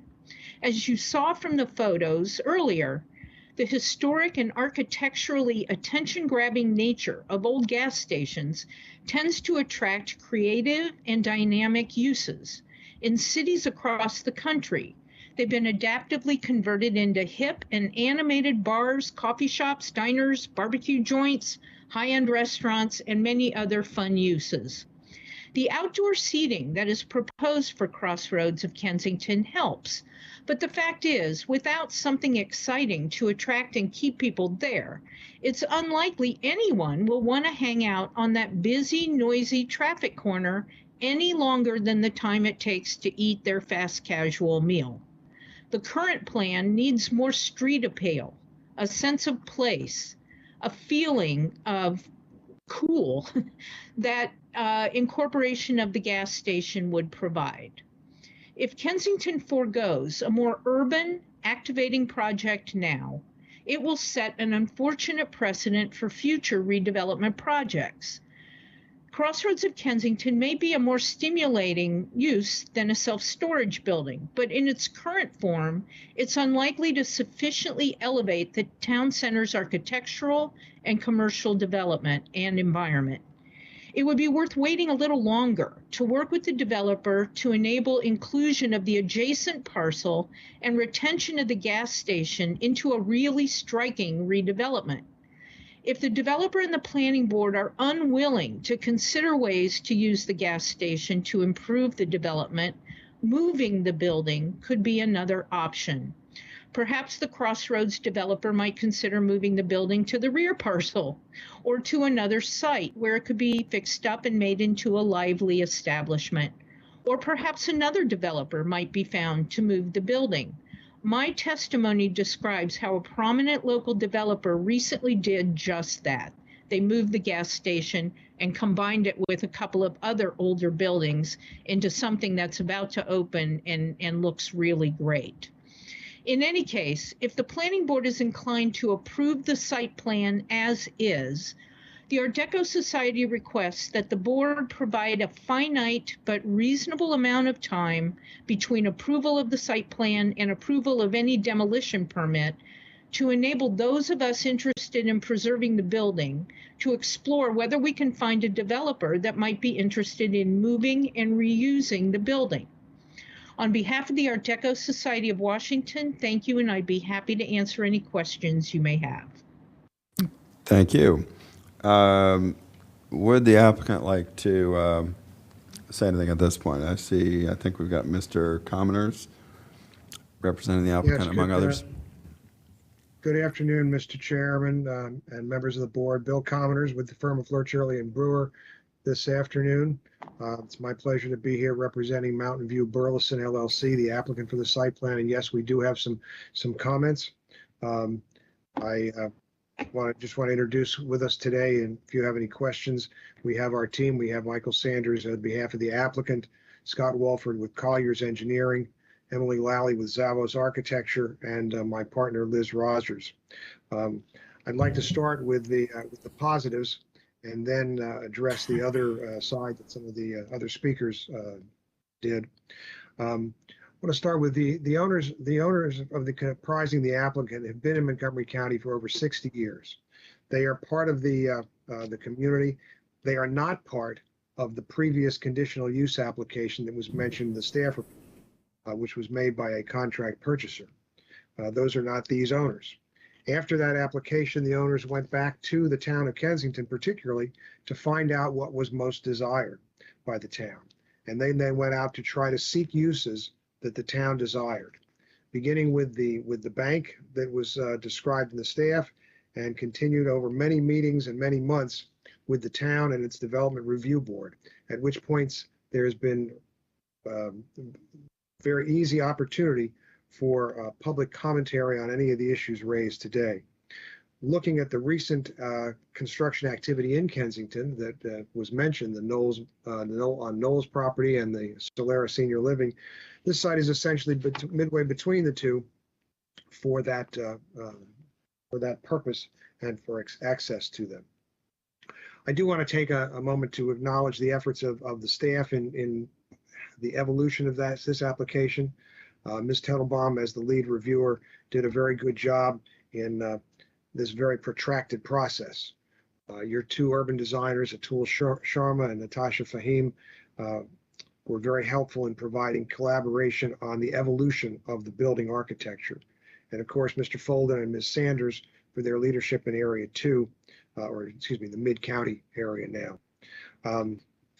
As the staff described, we are seeking approval of the site plan for this anticipated redevelopment in Kensington with a street-oriented commercial development. And we've had a lot of excitement in interest from the commercial tenants looking at this space. The project will result in significant improvements to the visual appearance of the property, which is currently improved with the aging commercial building used as a gas station and now for seasonal retail sales. As described, as you can see in this landscape plan, there are two commercial buildings linked by the covered passageway. They've been pulled up to the street to define and activate that intersection. There are a number of awnings along that to help provide some interest and to assist the tables and chairs for seating. The project also provides those significant streetscape improvements, including the 6-foot landscape strip along the curb, the 8-foot separated bike lane, and a combination of public and private sidewalks ranging from 11 to 17 feet in width. Cafe seating is provided and planned for both sides of Pliers Mill and Connecticut Avenue to activate that. As I say, the applicant worked closely with the town of Kensington and the various county agencies on this project. The enhanced design that has resulted has been very helpful. The public right-of-way on the site and the public areas using that have been planned very carefully. As seen in that revised site plan, it's up on the screen now, there are a couple of areas along Connecticut and Pliers Mill where there's space for seating. There are two areas where there are particular entrances to the building. Your urban design staff was very helpful to us in working out a way that addressed the grade issues there, along with the access to make it very inviting. The passage itself helps connect the users at the rear for the users at the front, as well as providing covered seating for that. Because there are entrances on the parking side as well as the street side, there's no real rear or back of house to these buildings. You've got 4 sides that are treated as front sides.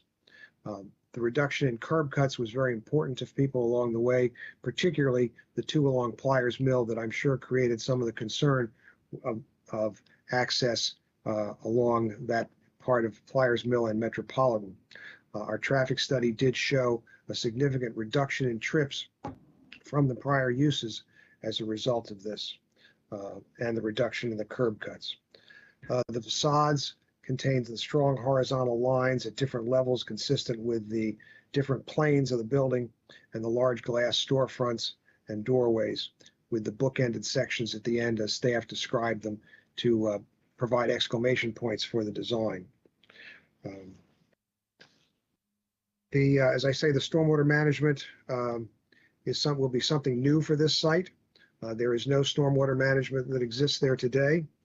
The project is significantly improving the existing conditions by providing controls on the site, and that did result in reconfiguring some of the grades for the property with some very minor modifications to the building entrances, which, as I say, your urban design folks were very helpful on. And we've worked very carefully to try to make those modifications. For example, in this, when the doors had to be lowered, everyone agreed to put in a transom panel, series of transom panels of glass along the entrance to continue to provide the design elements and the rhythm that is in the architecture.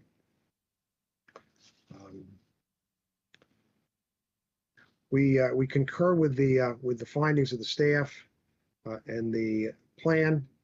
We believe that the plan meets all of the standards and recommendations in the zoning ordinance, the Kensington Sector Plan, the Kensington Sector Plan design guidelines, and we do concur with the conditions recommended by the staff, including the amendment to condition number 1 that Ms. Tettelbaum mentioned.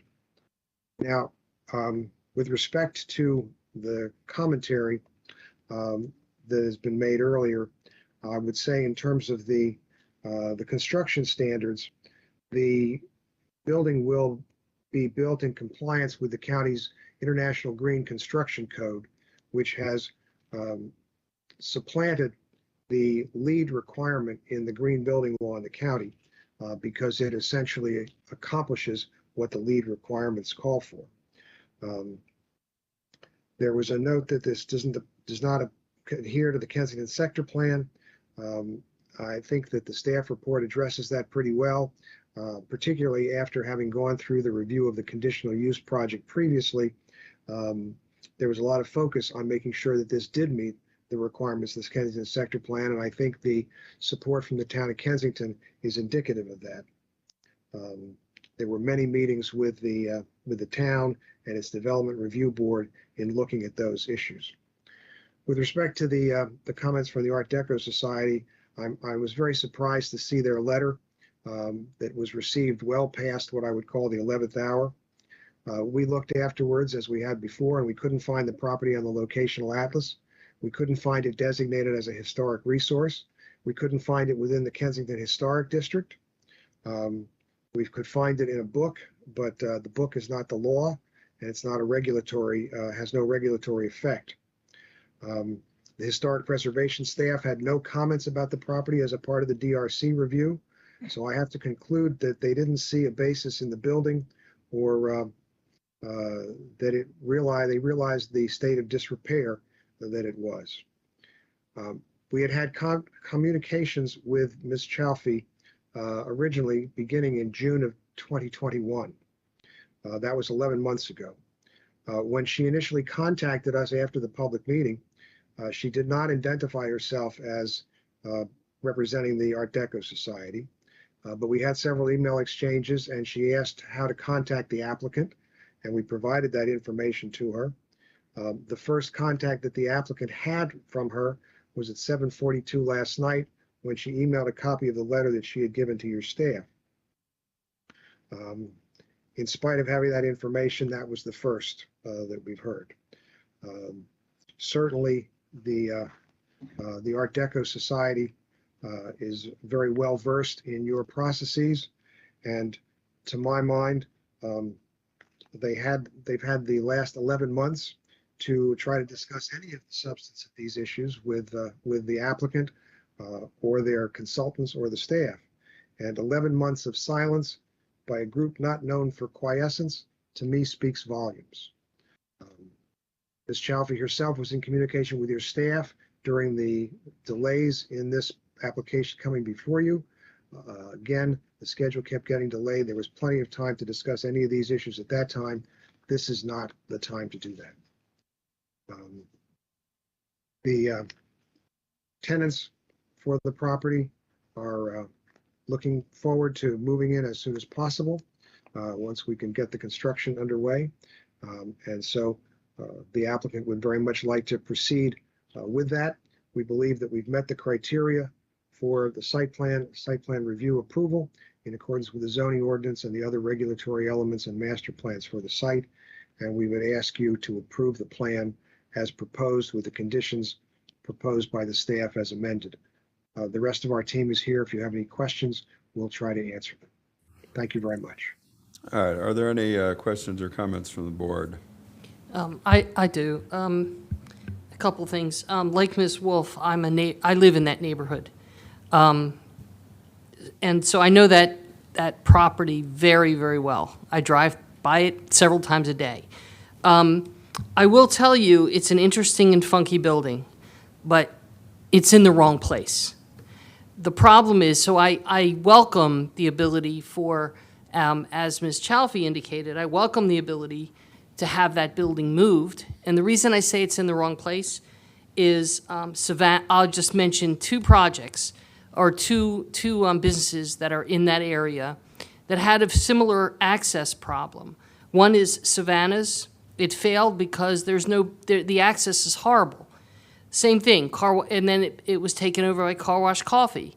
It's very, very difficult to get in and out of that space. So when you think about a commercial facility that is dependent on the ability of its patrons to be able to get in and out in a relatively easy manner, you can't, it just financially will not make sense for the developer to have to do all the work that would be necessary to rehab that particular building. It's in quite a bit of disrepair. I've actually been in the building because I buy some of my fruit and vegetables there. But so my recommendation, I have two issues. One is the access. Well, the first thing is I welcome the opportunity for this building to be moved. I think it's a cute building and in the right place. It could be similar to what the pictures that were shown on the screen are, but I do not believe that this should delay or increase the cost to this development in any way. So clearly, if the Art Deco Society is able to find someone who wants the building and can move it in time for the developer to be able to meet its timetable to move forward on this construction in an expeditious fashion, I think that's great. But this is not the place to keep this building. It was maybe at the time it was built, it was great, but the access into that is horrible. And you just can't pile that on top of a commercial establishment if you want it to succeed. And that's really what you want. You want it to succeed. So with that, I would not add any conditions about locating it, but I welcome the Art Deco Society and the applicant to work together to see if they can find someone who will take the building and move it at no cost to the development. So I want to talk about the access for a little bit. I really would love to see, and I'm asking, I would like the transportation planners to look at this. And I would like to know if this would create a problem for the applicant. But on Metropolitan Avenue, if we could limit the exit, not the ingress, but the egress from the site, which is from that existing shopping center with the Baskin-Robbins and the 7-Eleven, if you could limit that to right turns only onto Metropolitan, that would I think that would solve a significant traffic issue, because the real problem that you have is the cars that are traveling on Pliers Mill Road, turning right onto Metropolitan, are often, that's like a traffic accident waiting to happen. Because when the cars are trying to exit the 7-Eleven site, which is now going to be the exit onto Metropolitan, they try to turn left, and it holds up all the traffic, and then you get the problem of those cars turning from Pliers Mill onto Metropolitan. So if there's a way to restrict the egress from that one entrance or that one access point, so that they can only turn right onto Metropolitan, and I think that might resolve it, particularly because you can go right in and right out onto Connecticut Avenue directly. So anybody who would be looking to exit the project and go north can easily do that at the Connecticut Avenue access point, and they don't have to do it from onto Metropolitan. And I think that would help a lot of the traffic problems at least that portion of the problems. You can't fix the whole intersection, but at least I think it would help resolve that. It's not as much of a problem entering, it's a problem exiting. They really shouldn't be able to turn left. And with that, I think that's about all I had to say. Hold on, could Mr. Folden, you want to address that? Or whoever's doing the traffic and access issues here? Sure. Matt Folden, for the record, Regulatory Supervisor for the Mid-County Division. So, as has been discussed this afternoon, access to this site is very constrained. And so what we were trying to accomplish in working with the applicant team was pushing the access as far away from that intersection as we possibly could. I think there are a couple of things we could do here. You could add a condition about restricting the egress to right turn only, as you're suggesting. Another alternative that you could consider, and we've done this on other cases, is perhaps have the board write a letter to SHA, who operate Metropolitan Avenue, and make the recommendation that it be studied further. That's something that I think could happen here. So I think you have two options, whether you'd like to restrict the access today at right turn only, or have a little bit more study and bring in our colleagues at SHA. Well, actually, I'd like to do both. But I would like to hear from the applicant, though, because I want to make sure that it's not going to impact their ability to lease up if there's a right turn only exiting from the Metropolitan, Well, at Metropolitan, whether they see any problem, they're the ones who have to operate this and are responsible for it. But I know that site very well. I use that 7-Eleven a lot, and it's really hard to turn left coming out, but cars try it all the time. And as I said, it's an accident that's just waiting to happen. Well, my question about this is, how do you go south? What if you want to go south on Connecticut? If you can only turn right on Metropolitan, then you'd have to turn left out onto Connecticut across a much wider, busier street. Well, you can't turn left on Connecticut anyway because it's a divided road there. Right. So you can't, you'd still have to go up. So you'd have to go up to Metropolitan, and if you can't turn left, how are you supposed to get back to Connecticut to get to the light to go south? See what I'm saying? That's a good point, because normally you would turn left and then turn left from Pliers Mill onto Connecticut. I'm just trying to think, because I think you can still travel down Metropolitan. There's no way to get over the tracks until you get all the way up Capitol View. So that does create a problem if someone wants to go south on Connecticut Avenue. There's just got to be some solution there, because it's very, very difficult. Ms. Rubin, we do have Andy Smith from Kimley Horn, our traffic consultant, here if you'd like to, let him speak to that for a moment. I think as the chair mentioned, the chapters of heading south on Connecticut Avenue is important. I think that the left turns otherwise from that will be reduced by virtue of the ability to come out of the Connecticut Avenue entrance and turn right to get up to that intersection if they want. But let me ask Mr. Smith to speak to that. Andy, if you would, please. Yep, Andy Smith for the record, with Kimley Horn. I think a lot of what has been said is valid. The site is very constrained, but we are reducing the number of access points, public access points, from 4 down to 1. There's 4 access. I know.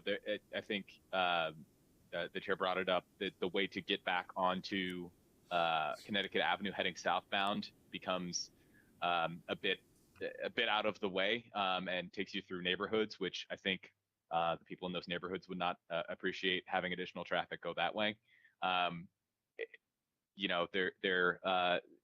The fact that access point is not on the property probably limits the amount that we can actually do there, given the fact that is not a part of the property, and we've got the access easement to get to that point. But it's really the best possible solution, considering we are removing all other access points onto Pliers Mill through this site plan.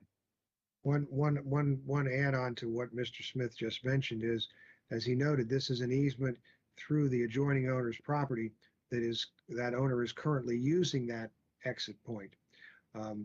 They are not. I can't imagine that they would be excited to have their access restricted as a part of our project, which could result in our having to come back to one of the access points within our site, just at the eastern end of our site, where those arrows are sort of going up to Pliers Mill, which, as Mr. Folden mentioned, the goal was to try to push these access points as far away from the intersection as was possible.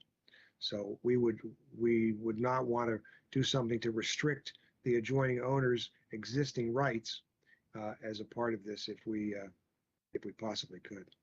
That's a good point. That's why I wanted to hear from you all about it. Can I speak to this at all? Because like Ms. Rubin, I live in the area. No. You've said your piece. Now it's time for the board. There are conditions they are even discussing this. Ma'am, please. I just have a suggestion. Certainly, it's important that the turn movements onto a busy street be safe. My suggestion would be that Metropolitan is a county road, is not. State. Metropolitan is a state road. Well, I would suggest that we simply include a condition that asks SHA to verify that access is safe turning left onto Metropolitan and then onto Pliers Mill. That's I think the crux of what Ms. Rubin is concerned about. Because I mean, it seems to me that I don't live in the neighborhood, so I don't pretend to be as familiar with it as she is, but I think the crux of it is if there's a high volume of traffic on Metropolitan queuing up, waiting, to get on to Pliers Mill, that could potentially be a problem. If not, and there's sufficient distance to get into the, cut into the queue, then it seems like that would probably work. But I think that this is a question is probably best addressed by the experts who assess access and lines of sight and distances between access points. That's their bread and butter, right? Yes, Not sir. that Mr. Folden is not an expert, because he is And certainly Mr. more Gonzalez than.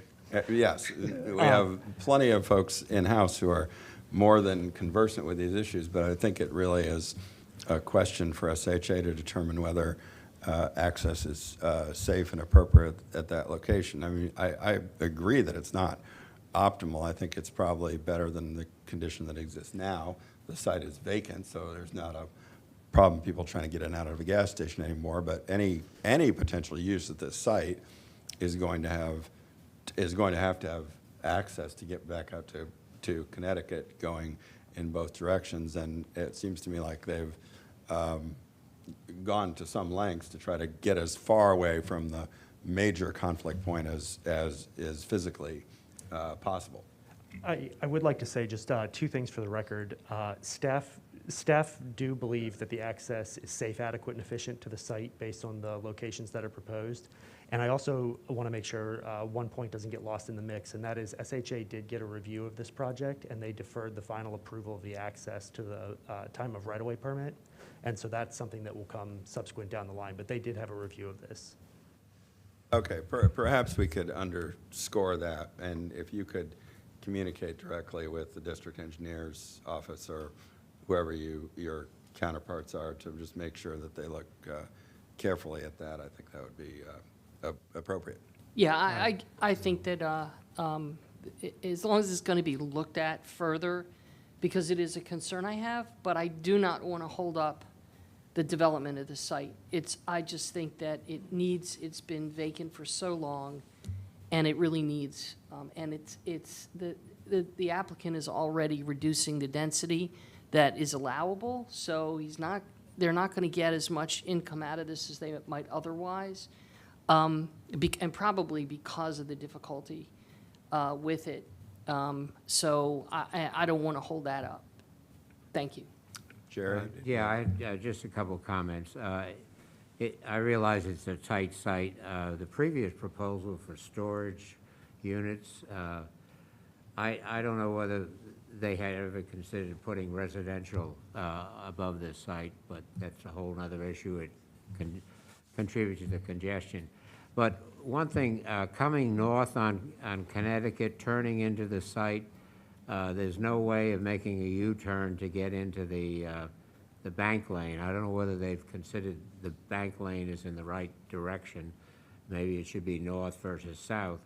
But again, on the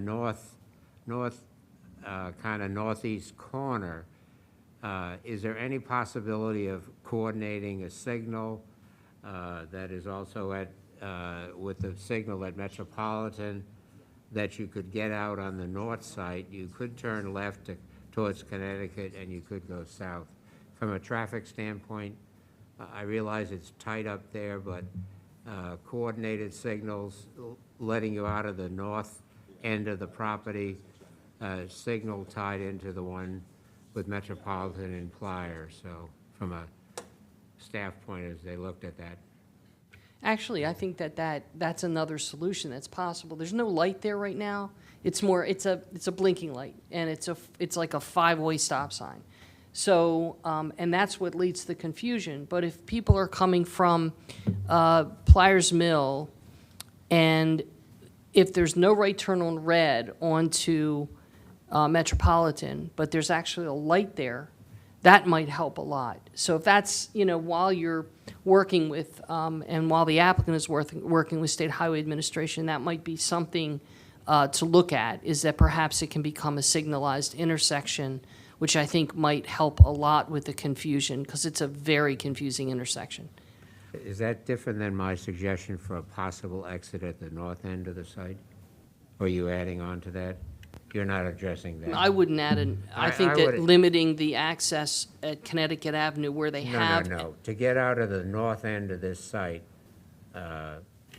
If I could which jump in, then Emily would be Tettelbaum. tied into the signal at Right. Metropolitan. I think I understand what you're asking, but the location of the signal currently, or the flashing light, isn't adjacent to where you could exit from the north part of the subject property. So I'm not sure that coordinating that light there would help with the issue that we're talking about turning left onto Pliers Mill so you can go south on Connecticut. That'll make it worse. I just asked I from think these are a all traffic items that- standpoint to that take a look at discuss- that. Oh, sure. Yeah, I think we can ask SH, I'm sorry, Mr. Commoners. I think we can include in our written and also whatever informal communication you have with SHA, a request for SHA to examine the access issues on the north side of the site, in particular to examine what is necessary and appropriate, including if there's a way to, incorporate the existing light, move it, move the access point, all those permutations. Okay. Okay, thanks. Okay. Are there other comments or questions from the board?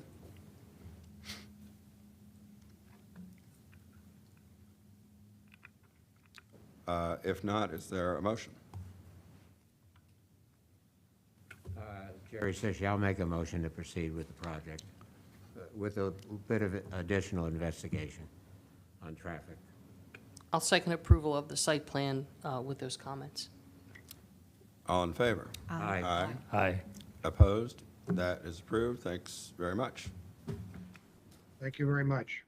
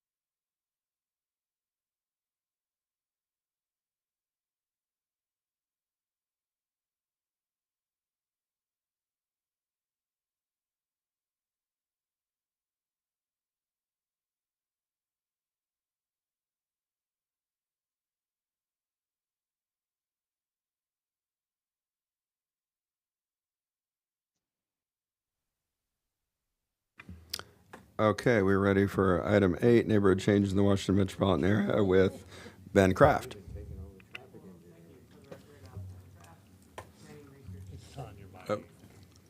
Or one in front of you, yes, good. So for the record, I'm Ben Kraft, Planning Research Coordinator with Research and Strategic Projects here at the Planning Department. And so thanks for letting me show you some of the findings from my neighborhood change research. So this is going to have, this just deck is a little bit different than what's in the staff report. I just tried to make some of the titles a little bit more descriptive. There's some of the slides can be a bit dense, so so just bear that in mind. So, to set this research up, we've, I think, especially those of us in the planning field, or as planning commission members, we've heard the story. Gentrification and displacement is a very big urban problem. This is the primary problem with how our neighborhoods are changing in the 21st century, and to a large extent, this is true, especially in Washington D.C. It's a pretty significant and severe problem. But on the other end of this, what maybe doesn't get quite the amount of media attention that gentrification does, because the media tends to emanate from the cities that have the most severe gentrification problems, like Washington D.C., New York, San Francisco. But there is also a very significant problem with poverty concentration and suburban poverty concentration. So severe, in fact, that it's really quantitatively more a bigger problem than urban displacement or gentrification. And so that's actually what's going on in Montgomery County, and that's kind of what I'll be talking about. So the other related piece of this is that housing development is one of the primary drivers of displacement and gentrification. And it turns out, again, that in Montgomery County, this really isn't true. And in fact, the neighborhoods where the most new housing was built both increased their neighborhood-wide incomes and simultaneously brought in populations of low-income and minority residents. In contrast, neighborhoods where the least new housing was built saw poverty concentrate there the most severely. So again, if you're there's a gentrification, narrative that's out there, and for people that, especially people that live in neighborhoods where they're already seeing poverty concentration or displacement, it's certainly valid for them to be worried about displacement or gentrification. Because those people are often the people that have the least control over the future development of their neighborhoods. So that this is just kind of going to hopefully provide a little bit more of an evidence-based background for that discussion. And what this research that I'm presenting is based on is a study done by the University of Minnesota back in 2019 called American Neighborhood Change in the 21st Century. And they really developed this methodology that we're using here in this update to this study. And that study also, like what we found that in Washington, D.C., low-income residents were actually experiencing the most severe displacement of any in the nation, but that's actually the city of Washington, D.C. And that got some press when that study came out.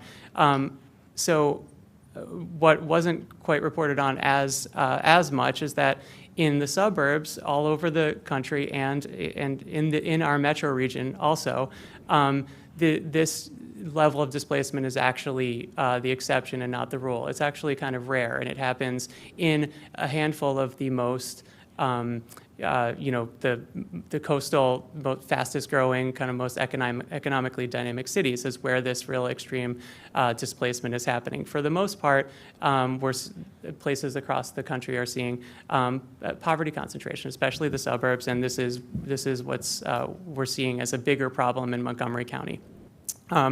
So I'm going to ease into more of the technical parts of this study now. And as I said, it's based on the University of Minnesota's, pioneering work on this. And What we've done, their study ended in 2016. Ours goes through to with 2019 data, so beginning point 2000, ending point 2019. And of course, I'm only looking here at the Washington, D.C. metropolitan area and focusing on Montgomery County while the initial study was nationwide. And we focused here also on housing, the relationship between housing and neighborhood change. So we've kind of added that variable to give it some added depth. And then just another technical note, we used a slightly different way of accounting for changes in census tract boundaries over time. And just a reminder again, it's cross-sectional data. It's not actually tracking individual movements. It's just where you started and where the neighborhood started and where the neighborhood ended, and its composition of the types of people in the neighborhood at each of those points. So, just like I've already mentioned, the Minnesota report found that increasing low-income concentration is by far the most common type of neighborhood change in the nation. Low-income residents are much more likely to be exposed to neighborhood decline than to displacement. And low-income concentration is just the number one trend. And then again, where displacement is the main problem, that is limited to a few of the large and growing coastal cities. This is just a sample of what the maps that their report generated, and I'm kind of showing this just to get everyone familiar with these color codes, because they're gonna come in handy to kind of to understand those with how to think about neighborhood change throughout this presentation. So here I want to just kind of go through conceptually how this neighborhood change categorization works. And you can think about it as it's really just a 2x2 matrix. And so if you look at it vertically, there's the first column there, you can have a tract, and we're using census tracts here as a proxy for neighborhoods. So a tract can be economically expanding, getting wealthier, more people of higher incomes are moving in. At the same time, if you look at the top row, you can have a tract that has that same tract can have low-income population growth. So it's getting wealthier, but also gaining low-income residents. And in that sense, you have the first cell there, the top left, where you've got this green color, which will come to represent, in this report, that represents this type of neighborhood change. And this is kind of like the holy grail of neighborhood change, the sweet spot that we want, where the neighborhood's expanding economically and it's maintaining and increasing its low-income residents. That's inclusive growth. On the other hand, you could have low-income concentration, which is where, if you follow over to the next cell to the right, I told you to look. I'll stick with going vertically here. So actually, if you go down to the blue cell, you would have an economically expanding tract, but also have low-income population decline, and that's where we see displacement. So the tract's getting wealthier, but it's losing low-income population. So that's the blue will come to represent this displacement category. Then if you shift over to the right column for the declining tract, the lighter red categories represents low-income concentration, and that's where you have a tract that's economically declining, getting poorer overall, but it's also gaining low-income population, and that is where we have our low-income concentration, or alternatively poverty concentration. I'm going to use the two interchangeably, those two terms, and I'll explain a little bit about why. Finally, the bottom right, you have abandonment, where you have an economically declining tract. The tract's getting poorer overall, but it's losing people. Obviously, it's not gaining high-income people. It's really low-income people also are leaving the tract. That's not something that we have in the DC area. All of our tracts are growing. This is like a Rust Belt or rural problem. It's a significant problem there, but it's not something that is in our metropolitan area. So we don't have to really think about that category for these purposes. So just to get kind of a little more into the weeds of these the thresholds or the criteria for neighborhood change here. One thing to remember is that this all revolves around this statistic of people that are at or above 200% of the federal poverty level. That's really the main driver of how we're defining neighborhood change here. So if you're considered, in this case, middle high income if you're at or above 200% of the federal poverty level, and low income if you're below 200% of the federal poverty level. So for reference, in 2019, the last year of this data, the federal poverty level for a family of four was about $51,500, and that's equivalent to about 40% area median income for our county for a family of four in 2021. So that's very that's not wealthy at all. I would say you could probably, I would say you could call somebody making that poor in our region, in our county. So that's why I'm kind of using poverty interchangeably with low income. It's also low income gets a little, doesn't roll off the tongue very well. So basically, when you go back to if you go back to the top row of this chart, you see the criteria for economic decline, where the first one of those is that you would have to have the percentage change in the number of middle-high income people declining by at least 10%. So say a tract started with 100 middle-high income people, by the end of the period, you would be down to 90.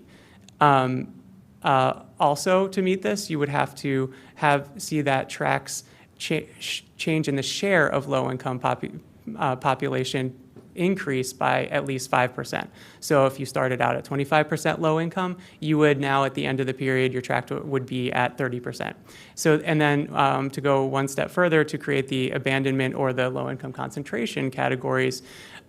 So for abandonment, you'd have a net loss of low income people, just an absolute loss. And then for concentration, you would have an absolute gain of low income residents.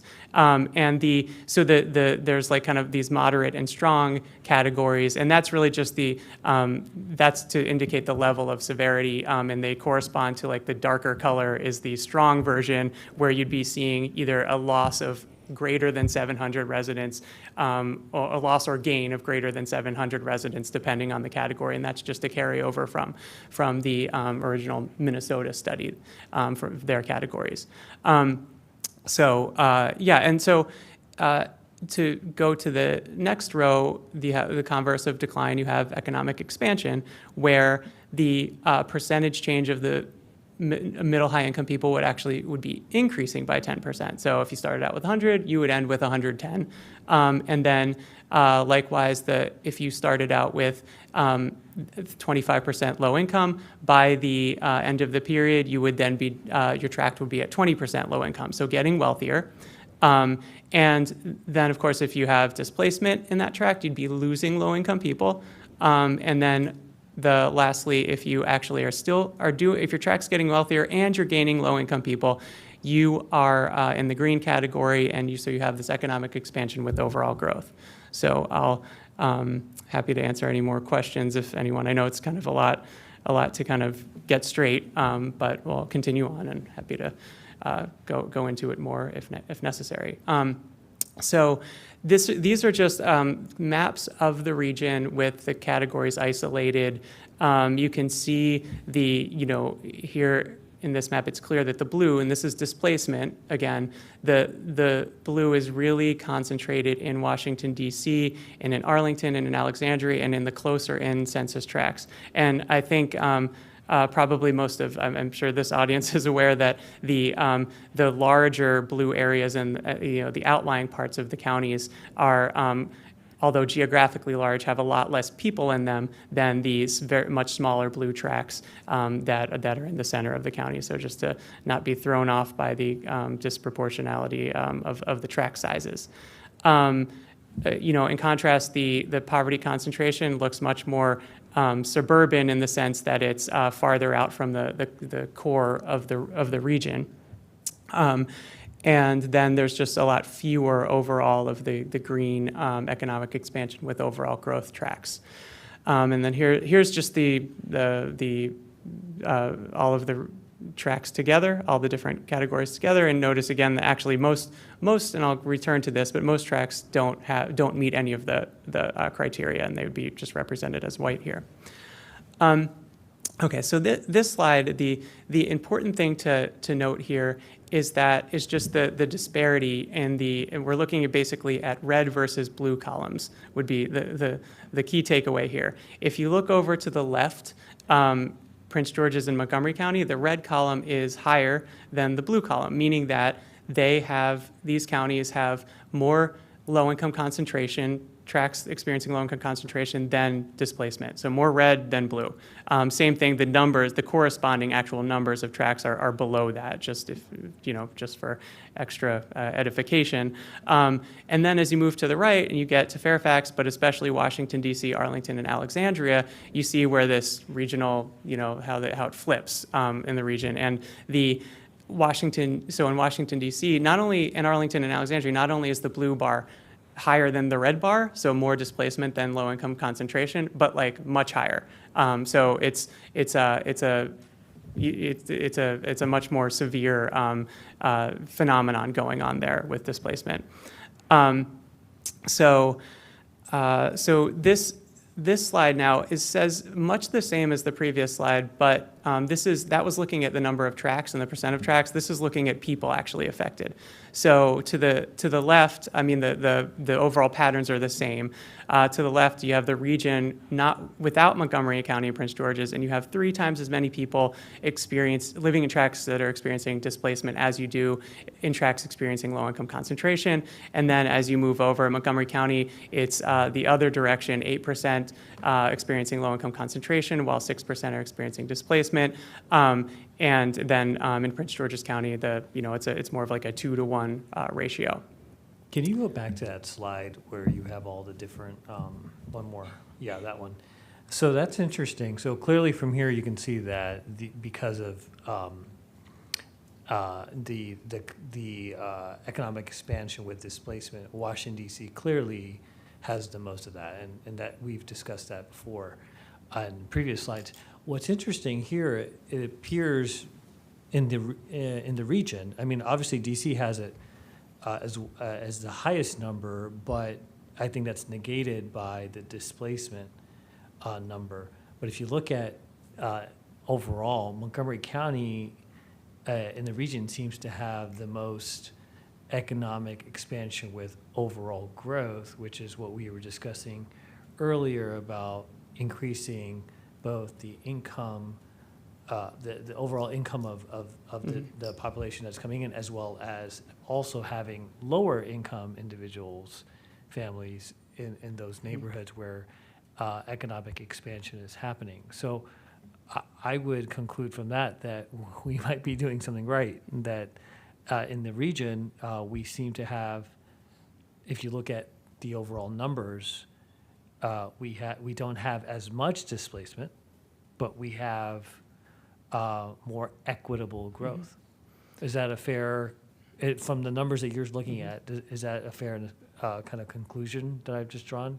Yeah, I think that's absolutely right. I think and I'll be talking about this later, but I'm not sure as a percentage of overall tracts, I'm not sure how we rank in number of tracts that are experiencing the equitable growth. I'm not sure where we rank, but I think DC actually still has a bunch of those, but it just is so overshadowed by its displacement. But I think we are doing better than most of the other counties in that regard. And I think, as I'll talk about, I think a lot of that has to do with the way that we build housing and our housing policies and our inclusionary zoning and income requirements. So, and we'll get to that. But I do think, and I'll get to a specific tract that touches on that. But I think we are doing, better than a lot of the other of our neighbors in the region. Thanks. So, yeah. We're now moving on here to looking at the race and ethnicity and how different races and ethnicities are affected by these different neighborhood change categories. And it's kind of like the trends are similar, they kind of mirror or track the same trends that we had with the just looking purely at income. So again, a lot going on in these slides, but first thing to look at here is that when on the top chart there, you've got that's just Montgomery County, and this is the percent of each racial or ethnic group that's living in the tract of each category. And right now, I'm only showing the low-income concentration, the red, and the displacement, the blue. So in Montgomery County, Black residents and Latino residents both were much more proportionally, represented in low-income concentration tracts beginning in 2000 than they were in the displacement tracts, and those relative proportions of each population didn't change a whole lot when you move over to the right side of the charts for the same, corresponding racial and ethnic categories in 2019. Went down a little, but actually I'll note that even though the percentages went down in both categories, because our county got much more Black and much more Latino over those time periods, the actual numbers in both of those categories did increase. So overall, kind of a net, categories kind of stayed the same. But then again, when you go down to the rest of the region, it's once again the reverse, and the Black and Latino populations are significantly more affected by displacement than by poverty concentration. The one thing that's interesting to note about the bottom chart, when you're looking at the region without Montgomery County, is how much more significantly the percentages for displacement of each group declined from the beginning to the end. So you went for Black residents, it went from 20% to 14% in displacement tracts. For Latino residents, it went from 23% to 13%, which would indicate that a lot of that displacement has kind of like happened. I mean, it's still happening, but a lot of it has happened, whereas Montgomery County actually hasn't seen such a like wholesale kind of, I guess, filtering out of those tracts, or just at racial and ethnic change of those tracts that they saw in DC. And so that was looking at kind of like period point to point. This is looking here at net changes, and so the first thing to look at here is just if we look here at the center of each center set of bars, we're looking at the displacement. So Black residents definitely have borne the brunt of displacement. It's a negative net flow of these tracts in both places. But in Montgomery County, it's a pretty small negative net flow, while in the region without Montgomery County, it's a much larger relative net outflow of Blacks from the displacement tracts. And the other thing, and I will say also, while looking at that, Black residents in Montgomery County were proportionally much more likely to go into the inclusive growth, equitable growth tracts than they were as a proportion of all people in the rest of the region. Also, if you note the huge discrepancy in white inflow into the displacement tracts in the region versus Montgomery County. So just looking at the center set of bars in each, and the farthest left kind of blue-gray bar shows a huge amount of white inflow into the DC displacement tracts. And really, for all intents and purposes, our white population in the Montgomery County tracts with displacement stayed essentially the same. And what we see actually is the largest racial and ethnic group going into those tracts is actually the Latino group. I think it would be an oversimplification to say something like, well, Latinos are displacing white and Black residents. I think it's more complex than that. I think the Latino, data doesn't do a great job of disaggregating among, country of origin at the tract level. So I think there's more to it than that. But just the point is that it's not the same.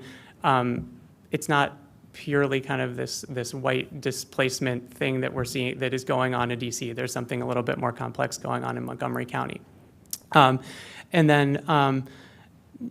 I think without overcomplicating it too much, we can summarize and say the Black and Latino communities saw a larger proportion of net flows into tracts experiencing low-income concentration than away from tracts experiencing displacement in Montgomery County.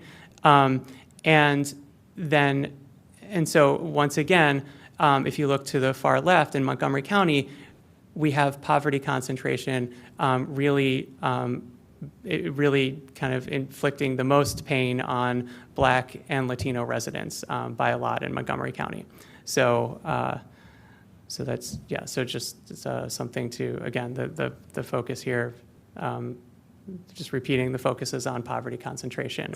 Well, it seems to me like the insight from that last slide is the point that it is possible for people in any racial or ethnic group to both represent a large share of the people who are moving into a place where displacement is occurring and the people who are being pushed out. Correct. Because you can have higher income people who are Black or Latino or white who are pushing out lower income people who are Black or Latino or white. There's not, and to me, what I take away from this is that the assumption that displacement is coterminous with increasing concentration of white population and decreasing proportion of Black and Latino population is not really what we're seeing in Montgomery County. Yeah, not in Montgomery County anyway. Yeah.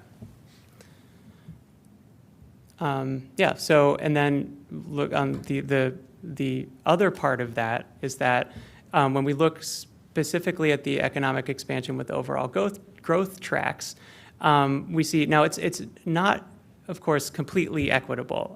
We still have more whites going into these tracts in all parts of the region than we do Black and Latino people, but it's closer to equitable in Montgomery County than it is in the other places. So, Montgomery County in these inclusive growth tracts, we've added 83 Black or Latino people for every 100 white people, while the rest of the county has added only 55 Black or Latino people for every white person, for every 100 white people in the region. And so now just shifting a little to how housing relates to this.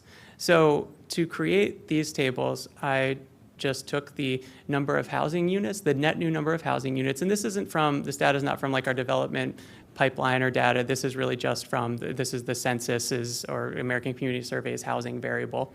And took the number of new housing units in each tract, and also the number in each tract of each category, and also the number of tracts in each category, and then just divided housing by the number of tracts to get new housing units per tract. So the top is the DC region, the bottom is Montgomery County, and we can see that the housing units per tract for the inclusive growth tracts, the green tracts, the economic expansion with overall growth, whatever we want to call them at this point, just far surpasses any of the other categories. So it's about, I think it's 18 times as many, in Montgomery County at least, it's 18 times as many tracts or housing units per tract as those experiencing displacement, and it's 68 times as many housing units per tract as those that are seeing low-income concentration. So we're seeing the difference between investment really and disinvestment, and the ability to, create inclusive growth through investment versus decline with disinvestment. Now, of course, like the green tracts are, in a sense, they're the outliers. There's only a few of them compared to a lot more tracts with other there's a lot more tracts in all the other categories, but I think they're also kind of like an exception that proves a rule in this case. Whoops. Just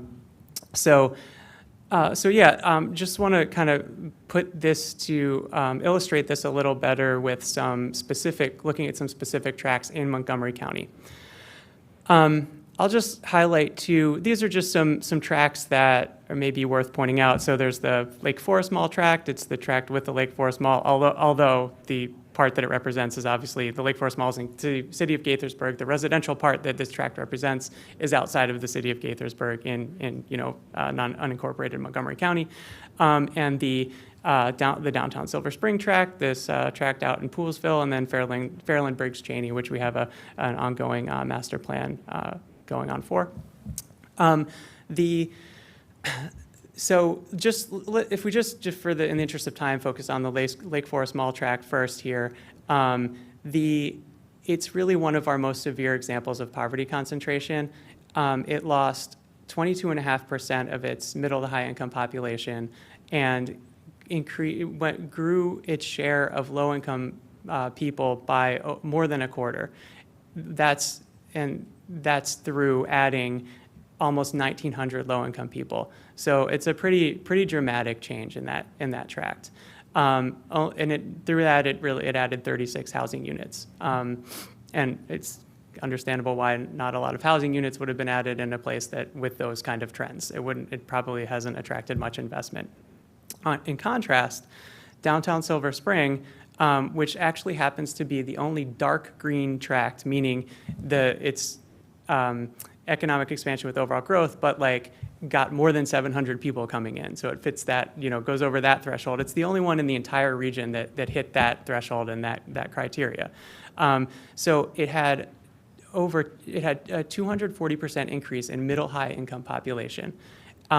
It decreased its share of low income population by 7.5%. So it's getting wealthier. But at the same time, it added over 900 low-income people. And during this whole time, it also built over 4,000 housing units. So you can just see here how the downtown Silver Spring tract is different than its neighbors. It's just added orders of magnitude more housing than its immediately adjacent tracts that are mostly single family, with the exception of the one to the southeast that added just a much smaller number of tracts. And for the most part, these are the tracts where we're seeing the displacement in Montgomery County. So kind of one of the last points here is that, which I touched on a little bit at the beginning, and actually I want to go back to something that Commissioner Verma said earlier, that I think this probably wouldn't be possible without without the investment in the first place, but our inclusionary zoning and income restrictive policies that we require when we build. We've built a lot of affordable housing in this area. So I think again that's a sign that these policies have actually been doing what they're intended to do and been working. So most tracts didn't see significant change. Most tracts, in fact, 81% of tracts in Montgomery County haven't changed enough to meet the neighborhood change criteria. So it's just important to remember that on the other side of severe neighborhood changes is just kind of neighborhood stasis. So this map shows the percentile of a tract's percentile, basically ranking in regional per capita income. And anything that's colored is kind of the inverse of the other maps. Anything that's got a color to it means that it hasn't really significantly changed its ranking. So the orange tract stayed above the 60th percentile per capita income through this whole time period. The yellow ones kind of stayed middle class, and the purple ones stayed below the 40th percentile. So basically kind of stayed poor. And you can just see how there's a clear geographical pattern and just such a wide swath of really the orange, or I guess exclusive neighborhoods that without which we wouldn't be seeing such extreme neighborhood change, because people would have more choices for where to go. These neighborhoods effectively are not really part of the housing market for a lot of people. I just think we always focus on the site of the displacement or the site of the poverty concentration, but I think it's also important to recognize that they're part of a overall system when things in places where things aren't changing and kind of preserving advantage that impacts other parts of the county and region also. So just to sum up, just kind of top line summaries here. So displacement and low income concentration are both problems in the Washington, D.C. area, but low income concentration affects more people than displacement in Montgomery and Prince George's County. more people in Montgomery County live in neighborhoods that have a concentrated low-income population than in neighborhoods that have experienced displacement of the low-income population. And Black and Latino people have been more affected by low-income concentration than by displacement. Housing construction is strongly associated with economic expansion accompanied by overall growth, so inclusive growth.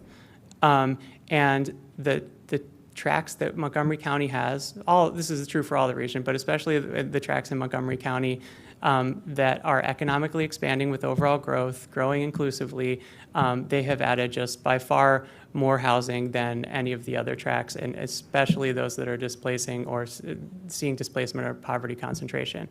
And really where these tracts are is our main urban transit-oriented centers, where this has been for the last 20 years. These are, for all intents and purposes, the only places we've built a significant amount of housing.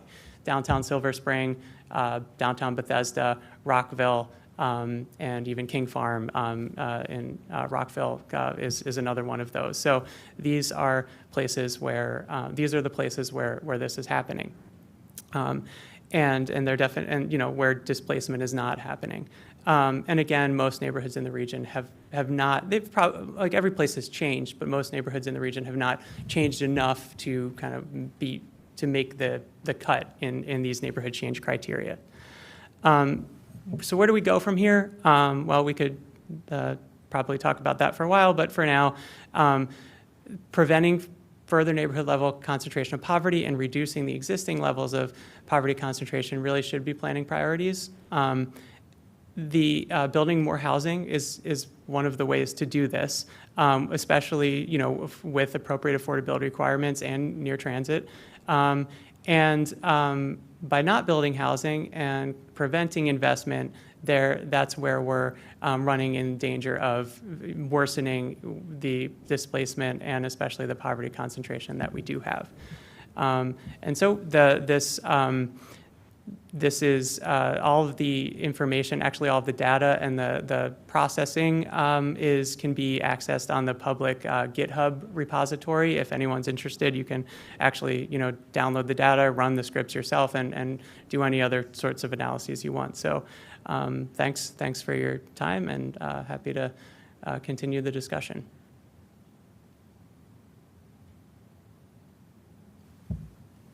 Any questions or comments from the board? Just good job. Thanks.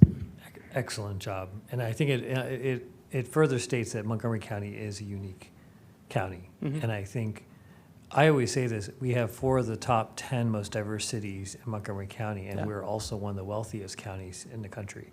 That in itself is a bizarre statistic. Mm-hmm. So thank you for your work, and I'm hopeful that this data will further enlighten people as they decide, what side of the issue they're on. Yeah. Thank you. Mr. Kraft, thank you for your presentation. I did have a couple of questions. I wanted to go back to the key takeaway slide. And looking at if you'll advance one, slide 27, and the recommendations that you had as far as things that could be done. Oh, sorry. Yeah. This one? No, you were right. I was right, okay. Yeah, go one forward where you have 1, 2, and 3. There's a lot of discussion regarding housing and housing affordability and the actual inventory of housing. And when I look at number 2, I'm curious from your perspective, where have you seen this implemented and it's been successful? Because there's been a lot of conversation about we need housing, we need affordable housing, and then we get that counterbalance of we need jobs, and it's the chicken and the egg. So I'd like to hear your thoughts on especially on this implication number 2 or suggestion number 2. Yeah, well, I think what the data shows is that where it's been successful has been our key urban transit-oriented centers. That's where we've built almost all of the housing that's been built in this county in the last 20 years, and where we've had these affordability requirements with it. And also, I think it's not coincidental that that's where the bulk of our jobs also happen to be. Not only the jobs, but like access to jobs also, because they tend to be near transit. So, I mean, I think that housing construction is, the planning department can set the guidelines and the regulatory framework, but it's essentially it's outsourced, it's privatized. So we obviously don't control where it gets built, but the private builders will probably tend to build where they can make money and where all of those things exist, like jobs, like access to it. So that will kind of guide where it happens in the first place, and will make it so that their pro formas work where they can meet our inclusionary requirements and still make money building the houses. So I think that's, at this point, we've seen it happen in our major transit-oriented centers, and I think there's obviously still room for more of that going on in, we have other centers that could be part of that. My other question has to do with, and I know you mentioned the University of Minnesota study. Are you looking at other references or documentation or reports to substantiate your findings? And I know this presentation is an extrapolation of the University of Minnesota's work. Yeah, there's some, well, I don't have it here, but there's lots of other recent research on especially this issue of suburban poverty concentration, and there's a couple of books on it that have come out in the last 5 years. So I've definitely looked at that, and as I go, I'm continuing to research more into that. So, but yeah, I think there is obviously quite a bit of research on gentrification and displacement with kind of a lot of mixed conclusions, and then I think the poverty concentration is a little bit behind that, but there's more coming out of it.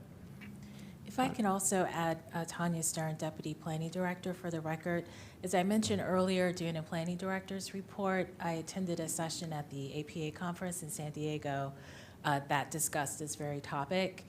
And I will just read the session description from the program. The session was called Just Suburbs, the New Equity and Inclusion Frontier, and the speakers were David Dixon from Stantec, Jason Besky, also from Stantec, and Michael Brown, who used to work for the commission.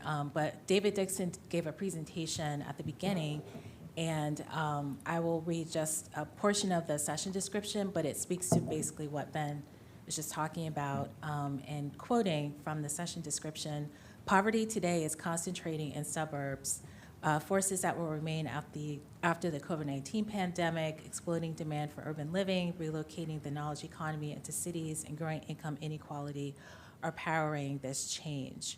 And it also says, quote, in cities, neighborhood change signifies gentrification and displacement. In suburbs, it signifies new concentrations of poverty. So as I noted when I was watching that presentation, knowing Ben's analysis on this topic was very consistent. And Mr. Dixon, when he was talking about this, noted that this is an issue that he's seeing on a national level, not just in certain parts of the country where there's a growing concentration of poverty in the suburbs.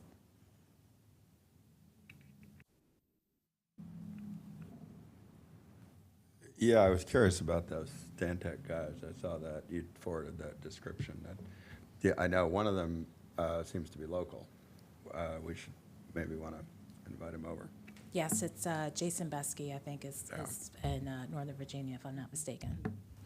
Yeah, well, I think that the refinement that what Ben did here and what the original Will Stansel study showed is that, yeah, it is sort of an urban-suburban split, but that's not, what I got out of this is that it's not anything about cities versus suburbs. It's probably, it's associated with where you can accommodate more housing growth. And there's a lot of cities where you have a lot of relatively intensive development that already exists. It's very hard physically to accommodate more growth, and it's also hard politically too. And there's legal and political restrictions as well as economic and physical restrictions on new housing. And I think what you see if you look at all those census tracts that turn green in the region is that they're all they're all over the place. There are even a few in D.C. In fact, there are several in D.C. Yeah. So it's not that you can't have inclusive growth in the city.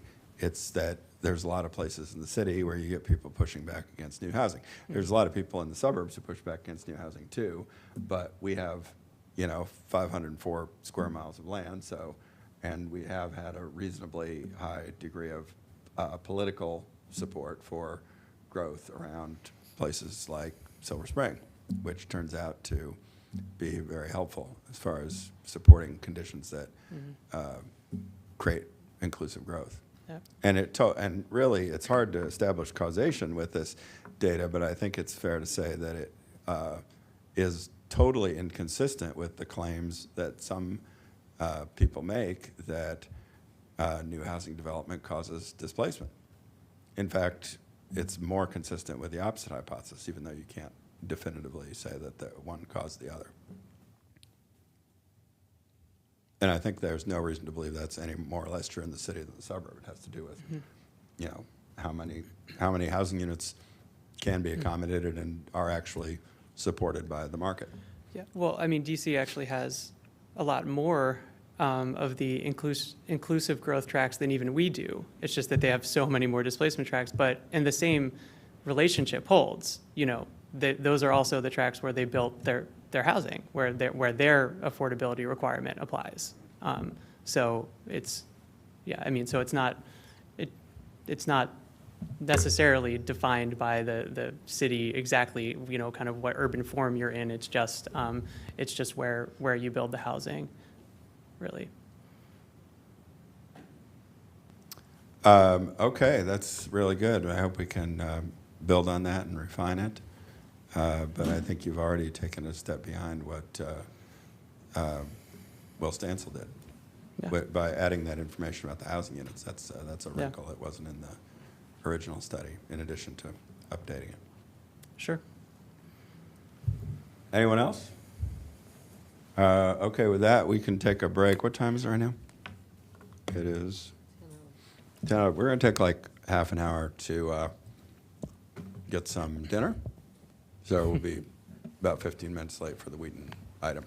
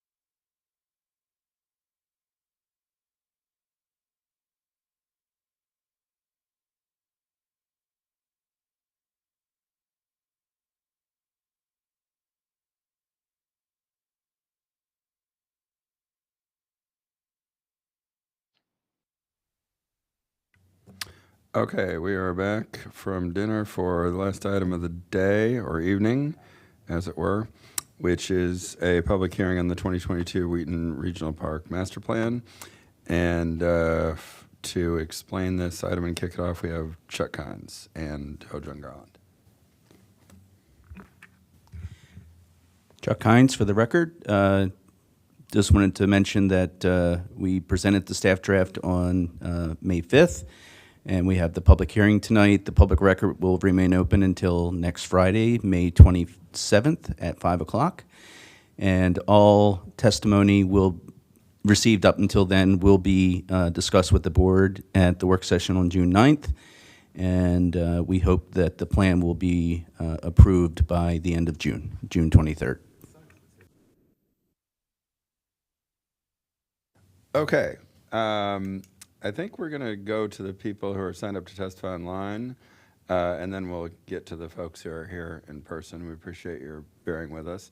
Is Tevi Troy there? And I'll just apologize in advance for mispronouncing probably multiple names. Yes, I am here, and I appreciate that you pronounced my name correctly. Very good. I wish I could say that was skill, more like luck, but thank you. Go right ahead. Hi, thank you very much for this opportunity to testify about the problematic plan to reduce the number of outdoor tennis courts at the Wheaton Park. My name is Tevi Troy, and I've lived in Kent Mill for 20 years. The Wheaton outdoor tennis courts are an essential resource, and I urge you not to eliminate any of them. The 6 outdoor courts there are in heavy use at all hours of the day.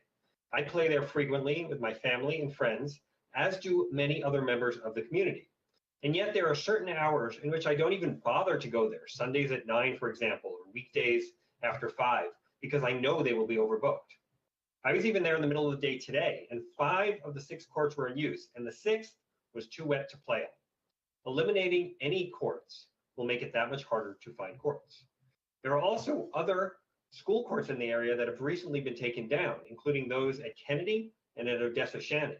In addition, the 2 courts at the County Park at Claybrook Drive in Kent Mill are in very poor condition. So therefore, the 6 outdoor courts at Wheaton are essential resources for recreation and physical exercise for tennis players in this community, and I beg you not to eliminate any of them. Now, I want to say I'm not opposed to pickleball. It is not a bad idea to have pickleball courts, and I urge you to do it, but not at the expense of the existing tennis courts. First, it may be short-sighted. I understand that some people are very interested in pickleball these days, but tennis has been around for 400 years. If we had torn up the tennis courts in the 1990s to make way for rollerblade runs, for example, we would have regretted that action, as interest in rollerblading declined while tennis has remained popular. Second, the Parks Department has recently drawn pickleball lines on 2 of the existing outdoor tennis courts at Wheaton. So both pickleball players and tennis courts can use the same courts at different times. As a tennis purist, I would prefer that the courts remain exclusive to tennis. But in the interest of compromise, I think that was a sensible idea, and it should suffice. I could go on about my passion for tennis and its importance to this community, but I think my point is clear. The outdoor tennis courts at Wheaton are an essential and heavily used resource, and any master plan should not eliminate any of them. Thank you so much for your consideration and your attention. Thank you. Is Kimberly Kahn there? Yes, I am. Very good. We see you and we hear you. My name is Kim Kahn, and I'm representing Cura Personalis Project. Good evening, board and community members. I am the executive director of Cura Personalis Project, otherwise known as CPP. CPP is a local 501c3 nonprofit organization that provides vocational and pre-vocational supports for adults and transitioning youth with intellectual and/or developmental disabilities. I'm here tonight in support of the short-term and hopefully long-term plans for the Wheaton Park Equestrian Center. CPP has supported volunteers at the Wheaton Park Stables for 6 years, and it has become one of our most successful and favorite job sites amongst our participants because of the variety of available activities and opportunity to serve the general public who visit and ride at the stables. The stables allows the CPP volunteers to be a community of contemporaries doing good, productive, caring work in an open, therapeutic environment, which demonstrates to the public what this vulnerable, underserved population can do with the right supports. Our program also leverages the proven value of large animal therapy for emotional development and developing a sense of responsibility. Our organization is currently supporting 22 adults with moderate to severe intellectual and developmental disabilities. Many of our adults also have a dual diagnosis of anxiety and depression. The young adult volunteers at Wheaton Park Stables whose developmental disabilities prevent them from holding paying jobs could not find appropriate adult services elsewhere or have already failed in traditional adult programs. The volunteer work at the stables has been a godsend for them and their families, particularly during the COVID pandemic. CPP oversees and organizes the volunteers, works with the Wheaton Park Stables management to understand the tasks needed, provides adaptive equipment where needed, mentors the volunteer support staff. The 22 adults who come 1 to 5 days per week, Monday through Friday, 10 a.m. to 3 p.m., do just about anything and everything needed to ensure that the stables run smoothly. They clean and fill the water troughs, fill the feed bags, muck the pastures and stalls, rake and mulch leaves, restock the vending machine, shred papers, which are then mixed with manure to create the very popular compost available to local gardeners in the community. Additionally, Wheaton Park Stables makes reasonable accommodations for riders with disabilities so that they can enjoy the same benefits and experiences as the general public. Our participants are able to ride weekly, usually on the trail, weather permitting, with the support of CPP and direct care staff who work as spotters, ground leaders, and sidewalkers. The work our volunteers do at the stables is incredibly meaningful to them. They see and understand the direct impact of their efforts in caring for the horses.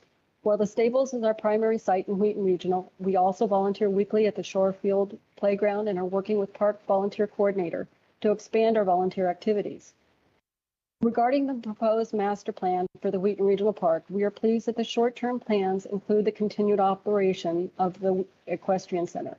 We assume short-term is approximately 5 years, but request that short-term be defined. This period would allow CPP to work with the park on mutual beneficial advancements and arrangements that could guide the long-term usage for the usage plans for the stables and related properties, and possibly progress on some short-term opportunities to reflect the outlined park priorities and mission. Regarding the long-term use of the stables and surrounding area, we expect a formal process would be executed when appropriate to review and approve long-term usage plans. The proposal as outlined appears to give broad latitude to the park to make these future determinations without a formal process. We request that long-term decisions be subject to a formal process-making and disclosure process, and that this requirement be reflected in the proposed park plan. CPP plans to develop a proposal for the long-term usage of the stables, and we believe will complement the mission of the park system, address defined park priorities, and align with county priorities as it relates to serving the vulnerable and underserved population, special needs populations in Montgomery County. We believe that there are many opportunities for an extended mission of CPP that will produce clear alignment with park priorities. Knowing that diversity is a priority for Montgomery County and the Maryland National Capital Park and Planning Commission, it would be a shame if the long-term plans for the stables did not support the critical needs of the CPP participants in the manner that the proven and unique CPP and Wheaton Park Stables collaboration has. CPP and Wheaton Park Stables has truly shown the community in this public setting what this vulnerable population can do in the right environment with the right supports. We think this setting may be irreplaceable. We believe that the final master plan should specifically reference the mutual beneficial relationship between the stables and the disability community, and specifically acknowledge that any long-term planning will take this relationship into account. I'd be glad to answer any questions you have. I would also like to extend an invitation to visit CPP at the stables to see firsthand what an incredible partnership we've been able to create, which not only supports these individuals with developmental disabilities, but the entire community. Thank you. Thank you. Is Christopher Lancette there? Yes, thank you. My name is Christopher Lancette, and I speak to you tonight as both a homeowner whose house overlooks the park, you could probably hear the birds now, and someone who began using it for all kinds of activities long before my wife and I bought a house here on Orball Avenue. My comments, very brief, focus largely on this end of the park, but may offer something useful for the remaining master planning process. My message here is pretty simple and a tip of the cap to the great Mr. Rogers from PBS. While Montgomery Parks and citizens around the county are getting excited about the massive new changes coming here, I'd like to ask the Parks Department not to forget to continue being the great neighbor that it is to homeowners whose homes sit right on the edges of the park, and to the park users who will unfortunately lose some of the things that they love most about it. As a homeowner, I would ask that you continue to be a great neighbor through the rest of the process by remembering us at all times, to act as if you lived here. While the new plans sound great to people coming from elsewhere to play for an hour or two, we homeowners are the ones who will have to live 24 hours a day with all the changes headed our way, the increased activity, traffic, noise, and lighting at the park. I also ask that you do things to be proactive, like create sound barriers to lessen the noise burden that will spill from the new activities onto residential properties that are sometimes less than 75 feet away from current and future fields. Ask that you provide the appropriate measures to keep drivers and pedestrians safe throughout the construction process of everything that's coming. Ask that you even open the door to some new thinking, maybe. Why not, for example, move the proposed soccer court over to the new soccer fields and use the current handball court location for a community learning and activity center run by local nonprofits. Such a building could provide facilities that teach kids everything from robotics and coding to writing and the arts, and support countless educational programs for seniors too. Yeah, come to the park, train your brain, and then go outside and play. As a longtime park user, I ask that you continue to be a great neighbor here too. The proposed changes are upsetting to a lot of communities, baseball and softball players, people who love the park as it is, and tennis players, including myself. When pickleball comes, it certainly has the potential to antagonize tennis players and everybody else subjected to the loud physical and social noises that that game is known for. Let Montgomery County become a national pioneer in helping pickle and tennis communities coexist. Many in the paddle sports world recognize the noise problems are an issue for a lot of people and support the use of tools like acoustic tile on the courts and sound transmission dampening sheeting surrounding the courts. Homeowners like myself and traditional park users recognize that change is inevitable. If Montgomery Parks makes it a practice to continue being a great neighbor, though, it can make life better for everyone who lives on and plays in Wheaton Regional Park. Thank you very much. Thank you. Is Ann Gallagher there? I am here, but my screen is not allowing me to show you my face.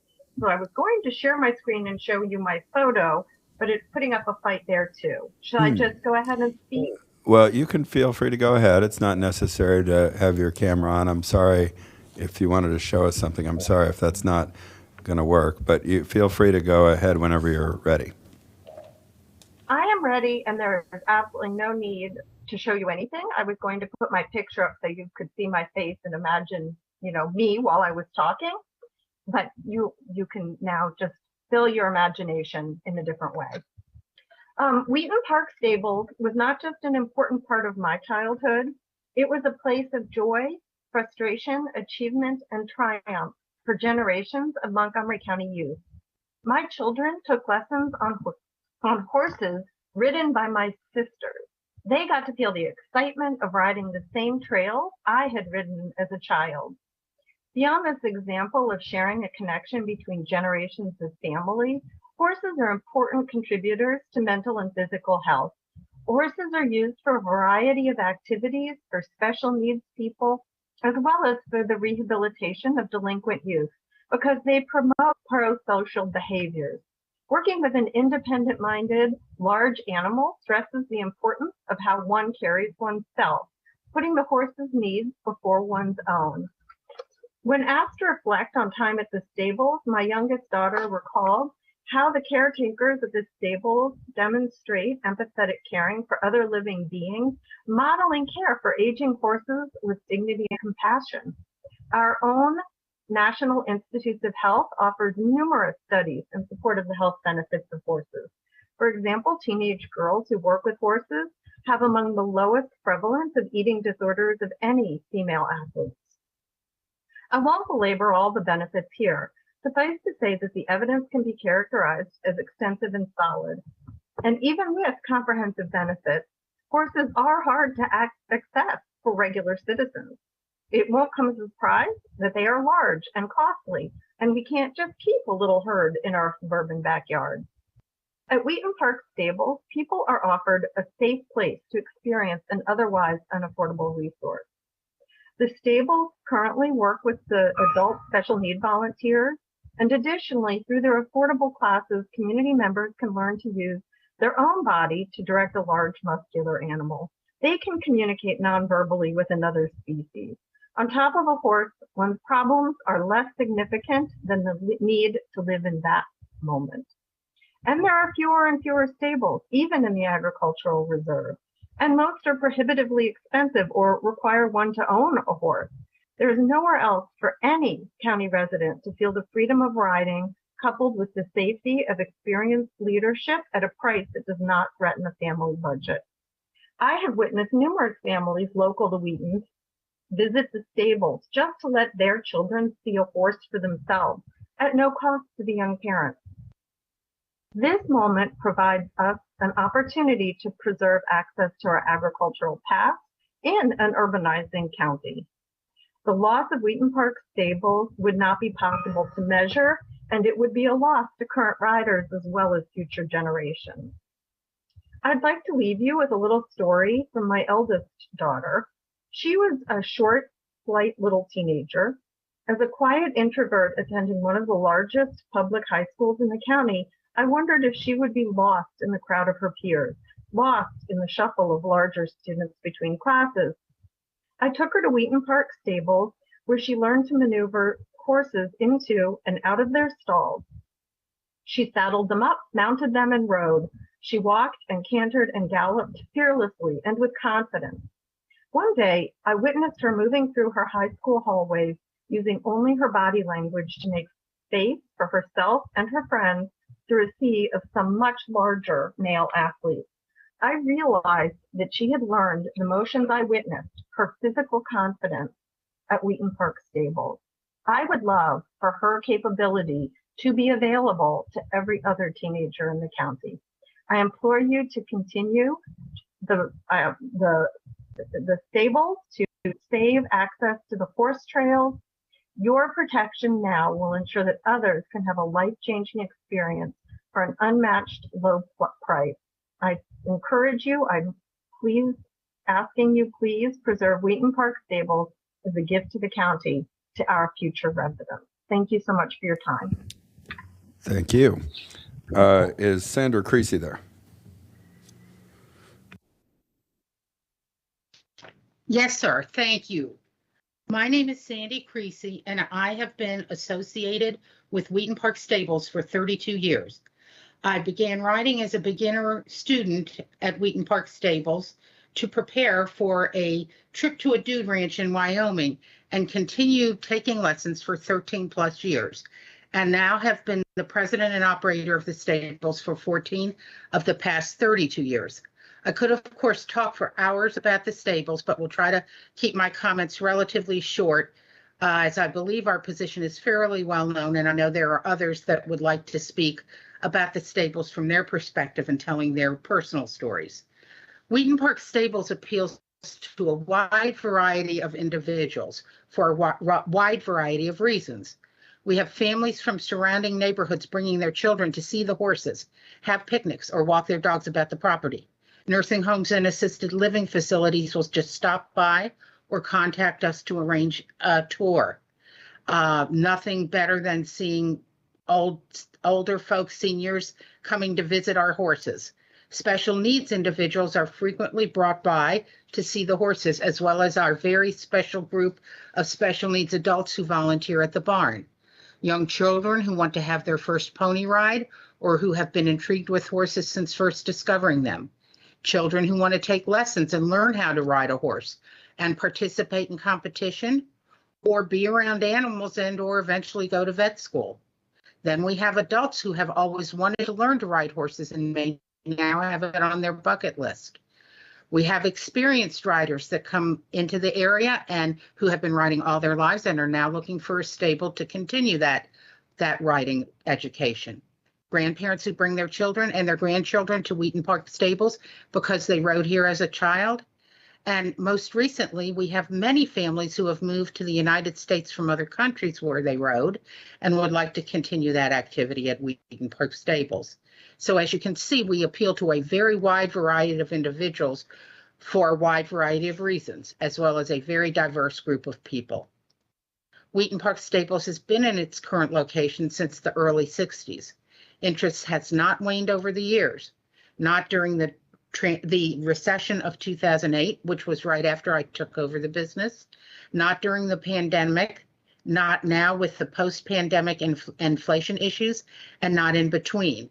We are seeing no signs of it waning in the future. Interest continues constantly, and it appeals to a wide diversity of people. Wheaton Park Stables is also one of the very few stables in the area and strives to be the most affordable. The majority of our students would not be able to ride if they could not take lessons at our barn, as they couldn't afford it anywhere else.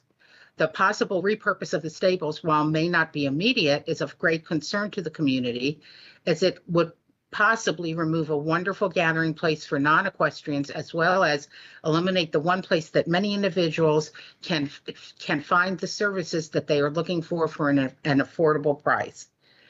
The facility does need major renovation, repairs, and updates. That is obvious, undeniable, and will be expensive. However, it seems fairly apparent that new activities starting from scratch, which are being proposed, could possibly be more expensive than the extensive renovations and repairs needed for the barn. And it should also be noted that the need for the renovation and repairs is not new or sudden. That this has been kind of building over the years.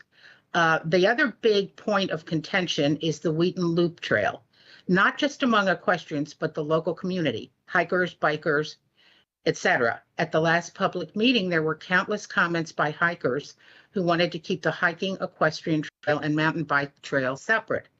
Mountain biking, simply by its nature, is a fast, sometimes abrupt activity, not terribly conducive to walking, hiking, bird watching, or horseback riding, and vice versa. These activities are not very conducive to biking. So the simple thought of possibly proposing that it might be considered a little bit more about whether there was a way to possibly keep the bikers and the other activities separate, but still provide both with what they need. We know about the proposal of the trail around the barn, and that could work, but it's also, we wonder if we could possibly figure out a different way to make the circle trail, which so many people seem to be concerned about, work in a way that would really benefit both parties. In sum, Wheaton Park Stables is a very important part of the heritage and history of this area and community, and provides opportunities to many individuals. Wheaton Park Stables have every intention and hope of remaining in our current location indefinitely, and strongly urges the park, for the benefit and desires of the local community, to renovate the existing stables and ensure its continued operation for the benefit of many generations to come. We really appreciate you all taking your time and listening to everybody's thoughts on the master plan, not just the stables, but everything. Thank you so much. Thank you. Is Jennifer Povey there?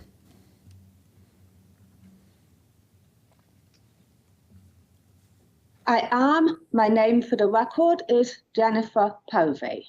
I am a long-time Wheaton Park Equestrian Centre student who would be in great financial hardship to continue to ride if the stables closed down.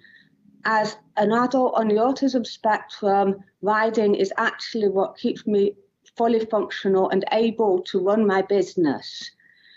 So I would have to find a way, but it would involve considerable hardship. But I am only one person, and I would like to make some points here. I have read pretty much all of the documentation, and one of the things I read was that they were looking for a purpose that would support the PROS goals of physical activity, social capital, and environmental stewardship. I understand that from the perspective of the board and probably from some park users, the 20-acre parcel that we use is expensive. The renovations that are needed are expensive, but I would point out that the equestrian centre fits those goals in ways no other use can. It is an intensely physical activity. There is no question of that. Social capital, as Sandy said, we have students from a wide variety of backgrounds. We have more Black students than most barns. We do have an influx of immigrants. We have a lot of Jewish students. And the thing about horses is it doesn't matter who you are when you get on a horse. The horse doesn't care what color your skin is. The horse doesn't care what gender you are. The horse doesn't care what language you spoke from the cradle. They all ride the same. The horse only cares how good a rider you are. And when you eat dirt, it doesn't matter who you are either. Horses provide social capital by allowing people to complete an athletic activity and enjoy an athletic activity together, regardless of all of these demographic details, including, in many cases, ability. And the third point is environmental stewardship.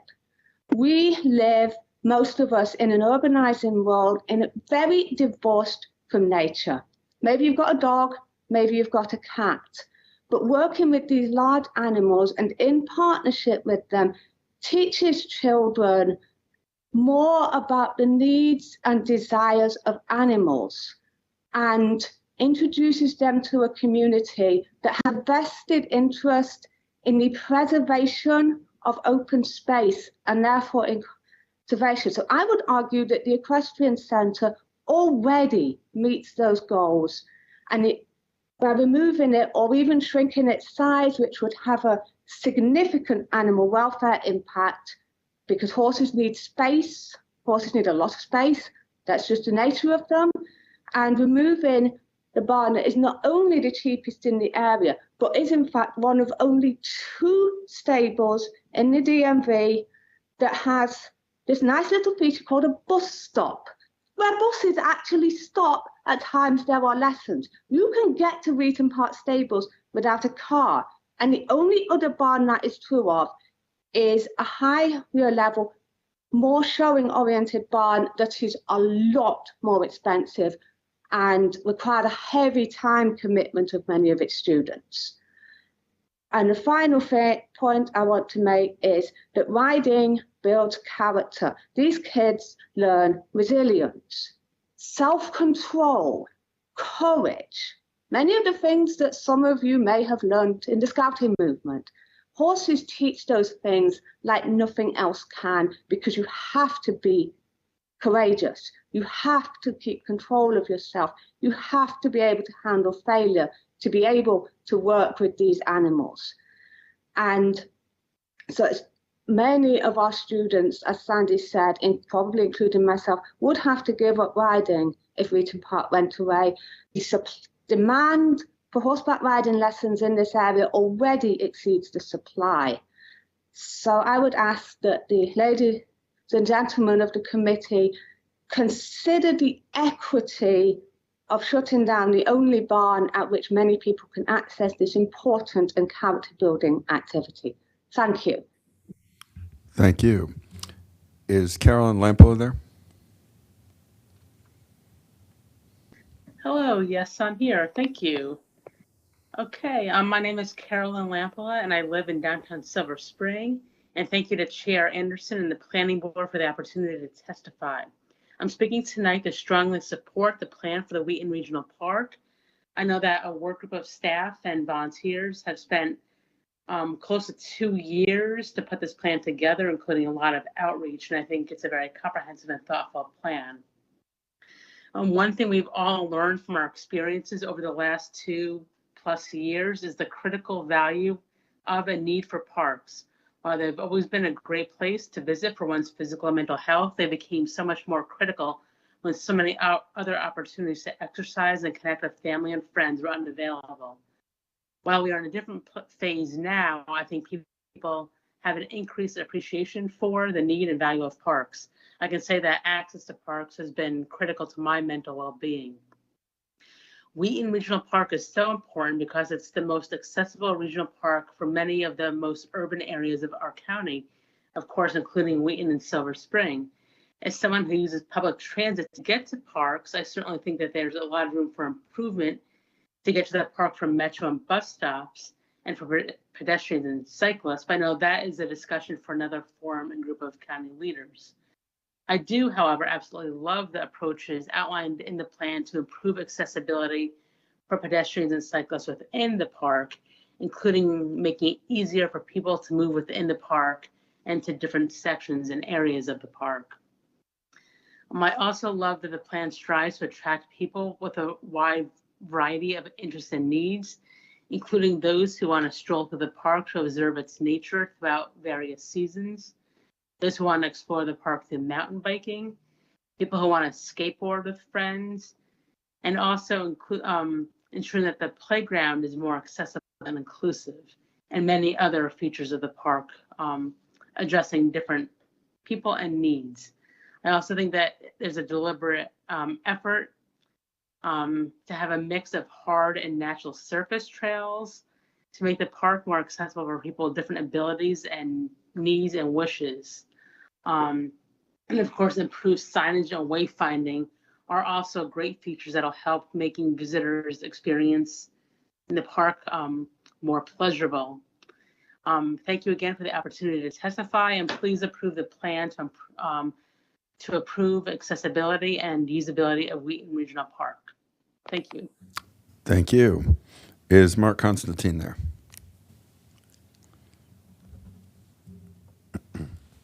Yes, hi. I'm here. You got a little feedback there. Are you on?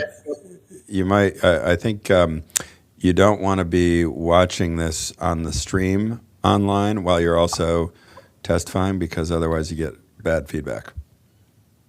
So just take myself off the camera?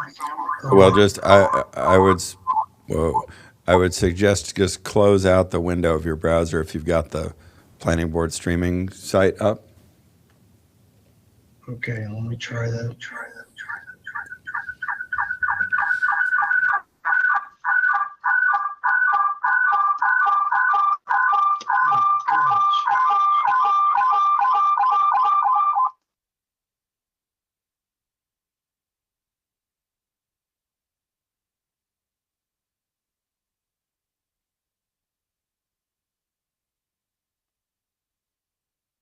Are you still there, Mr. Constantine?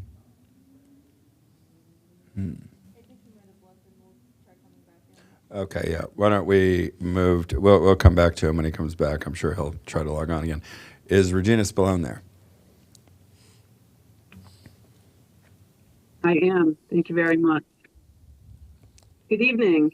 My name is Regina Spallone, and I am a resident of Colesville, just about a mile and a half as the crow flies from Wheaton Regional Park. I'm a runner and a cyclist who enjoys Wheaton Regional. I support that this plan will improve accessibility for county residents and visitors. Wheaton Regional is an ideal place to take friends and relatives visiting from outside the county, whether to enjoy the trails or Brookside Gardens. I was, for the most part, pretty pleased to read through the Wheaton Regional Master Plan public hearing draft. In particular, I strongly support the plan to make the park more pedestrian friendly through increased wayfinding, interpretive, informational, regulatory, and safety signage. These improvements will make the park easier to navigate by bike, to find and travel to facilities, as well as to enjoy time on the trails. In addition, the planned improvements that allow cyclists to park their bikes safely at park facilities will be a welcome addition. Any effort the county can make that supports moving away from our reliance on cars is to be applauded. And having safe places to actually park our bikes at desired destinations is an obvious needed first step in a more inclusive county. I also note that the planners have heard that quote, a resounding comment is the desire to introduce mountain bikes to some of the natural surface trails, end quote. I heartily agree with and support this statement. I do wish to add to that sentiment by noting that it would make sense that natural surface trails on which cyclists are permitted should include those with direct linkages to the Northwest Branch Trail system on the northeast side of the park, which provides additional natural surface trail riding. In addition, well-designed trails and well-informed users, as might be provided for under this plan, can safely and effectively handle multiple types of users. Walkers, cyclists, and equestrians can, and often do, navigate trails smartly and graciously together. As a cyclist, I also support the continued operation of Wheaton Park stables and feel that any long-term plan for those stables must be to maintain the effective, diverse, and inclusive programs that it now provides. So in closing, I support allowing mountain biking in the park on some of the natural surface trails and in the proposed skills area, which is an excellent way to teach tomorrow's cyclists safe and confident bike handling skills. I also support the long-term maintenance of the stables, and I thank you for having this opportunity to speak, and I thank you for your time. Thank you. Is Megan D'Souza there? Or, oh, there's Mark Constantine again. You're back.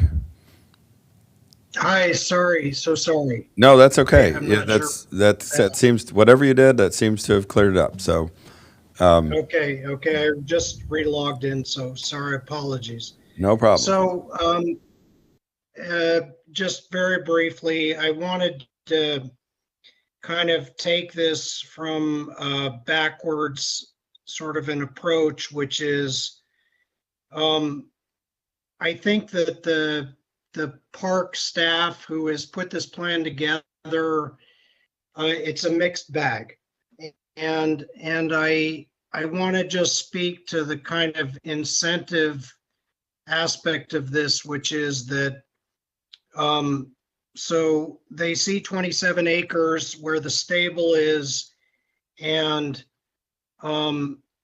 think about, what could be other than keeping it for horses. And I think that that's kind of the wrong way to go about it, because I understand that, and many of us understand, that you guys are in a position of confronting a lot of people who say no, no, no to any change. And that's not what this is about. It's about whether what we have is worth preserving versus the alternative uses. And so I think that the park staff has come up with a lot of good ideas for how the Wheaton Regional Park could be repurposed, the pickleball courts, the climbing wall, the different ideas for the skate park, etc. But that is kind of separate from maintaining the stables. And so these stables are a uniquely a unique resource for the down county area. The therapeutic riding, the trail that loops around the park that is proposed to be made into multiple use for mountain biking. It's kind of like, why do we need to add that mountain biking to that multi-use trail? Horses and bikes do not get along well. And the beauty of the stables is this therapeutic riding where they take kids who, as someone earlier said, the bond between a horse and a kid who is intellectually or physically challenged is proven to be a special bond. And there's no place else like this in the area. There's no place. And you have to be able to allow people to ride in the woods, in nature, and a little quarter-mile loop in the sun around the stables, as the park staff has proposed, is not an adequate substitute for that. So I'm trying to say to you that many of us are not unalterably opposed to change for the sake of change. Okay, we don't say don't make improvements. A lot of the ideas that the park staff have proposed for the park are worthy, but this change to remove the stables or just make it a short-term deal is not a viable option. I'd rather that you guys focus, and I'll stop with this, that you focus on thinking about how you could make the stables a destination, more of a place where people who have already been coming, but more people can come, expand the stables, modernize it, expand the capacity of the number of horses there, and recognize how valuable the therapeutic and trail riding options are. There's no place like it anywhere near here in the Down County area. Thank you very much. Thank you. Is Megan D'Souza there?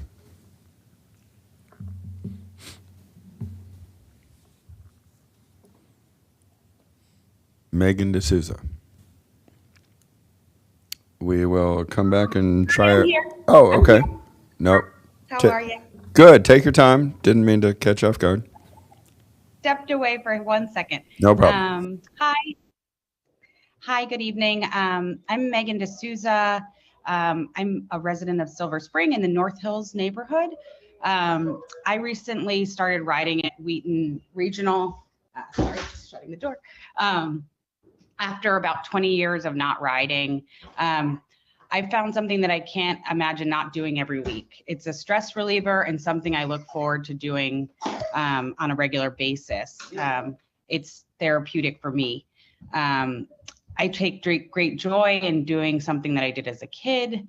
And I credit learning to ride as a child as something that enables me to look at a problem and challenge and tackle it.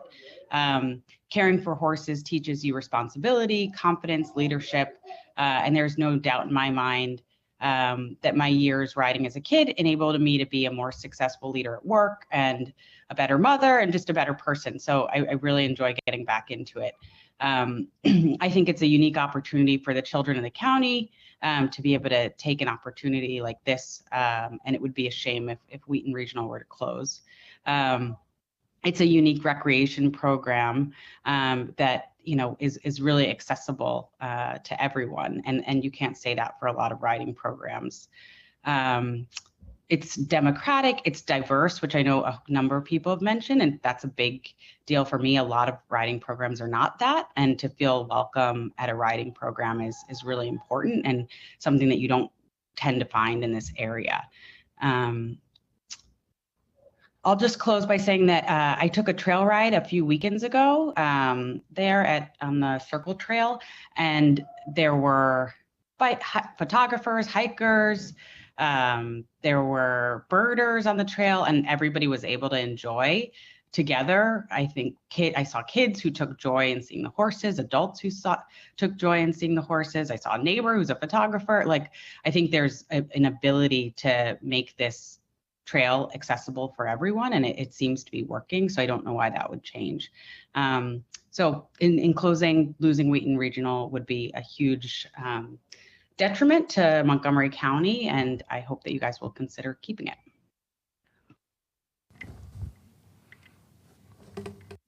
Thank you. Is Catherine Ritchie there? Catherine Ritchie.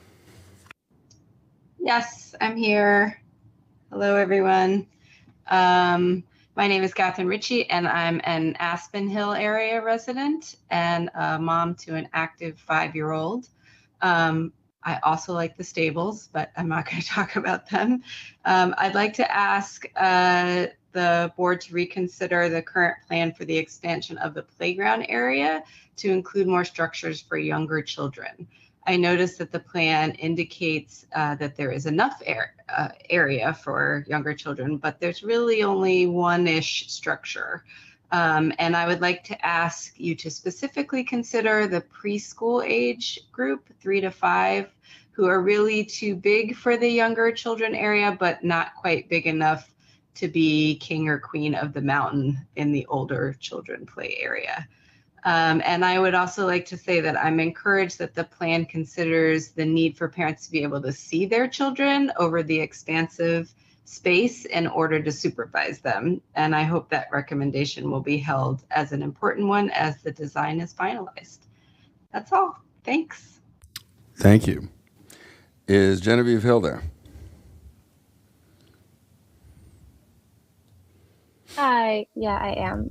I'm Genevieve Hill. I'm from the Rockville area, and I have ridden for probably about 10 years of my life now, and 8 of those years I've ridden with Wheaton Park Stables. It's where I've learned to ride, I've grown up in the area, and I think it's something that is very much worthy of staying. Growing up, I did not fit in a lot. I had extreme anxiety. I had a lot of depression, a lot of things going on. And as a kid, it's kind of normal to be picked on in school. It's something I'm sure a lot of us have gone through. But no matter how bad anything got for me, I would always be thinking, I have 2 more days until my next riding lesson. I have 5 more days. And it would keep me going every single day. And it became more than just a hobby or a love. It taught me so much in life. It taught me how to be gentle to those around me, from horses to people. It taught me communication skills because you're having to communicate with a partner that isn't human. So I've learned how to use my body language to communicate. It's taught me resiliency. It's taught me, if I ever get thrown back up, to get back up and get back on a horse. If I did get thrown off from the stables, I would refuse to ride any other horse until I gained enough skills to ride the horse that had thrown me off. And that reflects in my life now. I now know how to work for my goals, how to achieve them, how to work with other people, and how to work with other people. I just said that. But not only that, I volunteered, I worked there, I've done so much with the stables. I worked with Pony Pals during camp, which is where we teach very young children how to ride, how to take care of horses, how to learn responsibility very young. And it's not something that they ever forget. I also work in restaurants, and I see my little campers come in all the time. I've had a camper stop me in the middle of working so they could have a lengthy conversation with me about the horse, asking me how it was doing, all her memories. My managers had to pull me away to stop her. Horses leave a lasting impact on people. They help people like me who have anxiety, and they help everyone just kind of learn more about themselves and how to be better people in a community. And on the trails, we take these little campers out. Our instructors, they always just have us move to the side if we see people coming over. Bikers, hikers, photographers, everyone is very kind. They walk by without bothering the horses. Our horses have been doing this for years, so they don't really get spooked anymore. So it's very safe for everybody involved. Also, environmentally, the stables are an amazing place to keep. We have a lot of deer, a lot of birds, groundhogs. We have foxes, and foxes are a declining population. So the stables and the trails definitely help keep the environment aspect of Montgomery County increasing, and it also teaches children a sport that is definitely a very active and very hard one, for sure, that takes a lot of practice and training to gain any type of skill. So as someone who has been riding for about 10 years of my life, I think it's very worthy to keep these stables. They are very affordable. I have a single mom who has been raising me and my twin brother and is now putting him and I through college. And Wheaton Park Stables is the only stables we were able to find that I could afford. And it's something that I could not imagine my life without. The connections, the lifelong friendships I've found there are just irreplaceable by anything else. I've been connected to the mounted park police through the stables. I was able to begin coaching equestrian teams. I'm on an equestrian team myself nationally. None of this would have been possible without Wheaton Park Stables, their staff, and everyone there who is so kind. So please make it a long-term plan to keep the stables alive. Thank you. Thank you. Is Allison Gillespie there?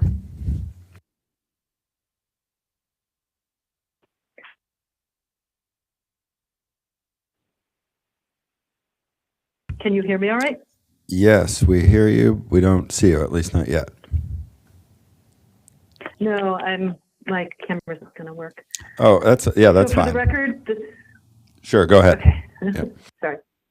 For the record, my name is Allison Gillespie.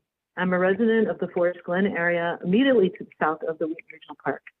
I am a bird watcher, and I've been volunteering for more than 10 years as a bluebird nest box monitor at the Wheaton Stables for the Brookside Nature Center. I have been a member of the Friends of Brookside Gardens for 2 decades, and I ride my bike through the park at least twice a week. I'm an avid hiker and a mountain biker. For about a year and a half, it has been my great pleasure to serve on the Wheaton Regional Park Task Force Stakeholder Group and to partner with Montgomery Park's planning team to address the needs of this place I so dearly love. I know the board has reviewed the draft. I'm here to endorse it wholeheartedly. Some specific things I especially like. There are a lot of things for older children in this plan. Bikes are more welcome, and bike parking will be available in places where it is desperately needed. Better signage and wayfinding is all throughout the plan so that everyone can know what's actually here. There's better connectivity to Northwest Branch Trail and better connectivity to Sligo Creek Trail. And big one for me, mountain biking will be allowed on the trails. The Skate Adventure Park is in direct response to our many requests for a more modern feel at the Rubini complex. I often said during our meetings that the Rubini area was horribly underutilized given the number of people that live within a 2-mile radius. And it feels like some throwback to the 70s where someone's mom had to drive everyone to sports after school. The world has changed. Wheaton has changed. Not only am I overjoyed about the idea of the adventure park, I believe that the new amenities such as the skate park will provide increased use of the other existing facilities such as the ice rink that's already there. And I love the mountain bike skills areas that are proposed. As a mountain biker, I'm incredibly excited about the plan to open the trails for access, and I cannot wait to use the mountain bike skills areas once they are open and running. I'm thrilled this plan will finally integrate the park more into the overall community that surrounds it, so that we can make this park part of Wheaton, not something apart from it, but rather its best asset, which is as it should be. We need to address the connectivity issues that have plagued this park. For years, access has been like a well-kept secret. I have had to tell people for 2 decades that the park's main entrance is just off Georgia Avenue, turn right at the Popeyes, because there are literally no signs at the Shorefield entrance. Many of the best parts of this park are not easily accessed by transit, although it sits within a mile of 2 metro stops and is close to numerous really well-served bus stops. This section of the county has historically been overlooked for this kind of amenity. The more we focus on making areas near transit, urban areas, livable, the better our planet will be. Residents who live in apartments deserve a place where they can hike, ride bikes safely with kids, and hold birthday parties. You should not need a car to go outside and have fun. This plan is an important step in a new, vibrant, and exciting vision of my local community, and I love it. I do realize that once this plan is approved, we transportation advocates will have to continue on and press the State Highway Administration and MCDOT and perhaps the Wheaton Business District to create some connecting transit to make the park even more accessible. But I dream of a day when there's a connector bus or a shuttle, such as we see in Bethesda and downtown Silver Spring, that will make a loop and allow someone to arrive at the Glenmont Metro or the Wheaton Metro with their kids, holding a basketball, hop on a shuttle, go to Wheaton Regional for a family birthday party in one of the shelters, or maybe to play baseball. I would love it if that shuttle would also connect to the area's middle schools and high schools so that kids do not have to have a parent at home with a car in order to visit the skate park or play basketball or ice skate after school. I hope the board will approve this fantastic plan so that we can get to work quickly on making it a reality. Thanks for your time and attention and for being leaders who listen. Thank you. Is James Williams there? Or I'm sorry, there's James Williams here. Actually, I think we're now at the group that's all in the auditorium, hopefully. So let's just take a 2-minute break. And we have, I think, 1, 2, 3, 4, 5. Looks like 6 people signed up. If some of you want to come up while we're taking a break, just get yourself situated. The order will be James Williams, Suzanne Jackson, Claudia Gebert, Jonathan Marino, Stephanie Goodwin, and Catherine Katzen. So whatever you're comfortable with, but we'll start in a couple minutes. And if I missed anybody, come on up. That's okay. We'll add you on the end.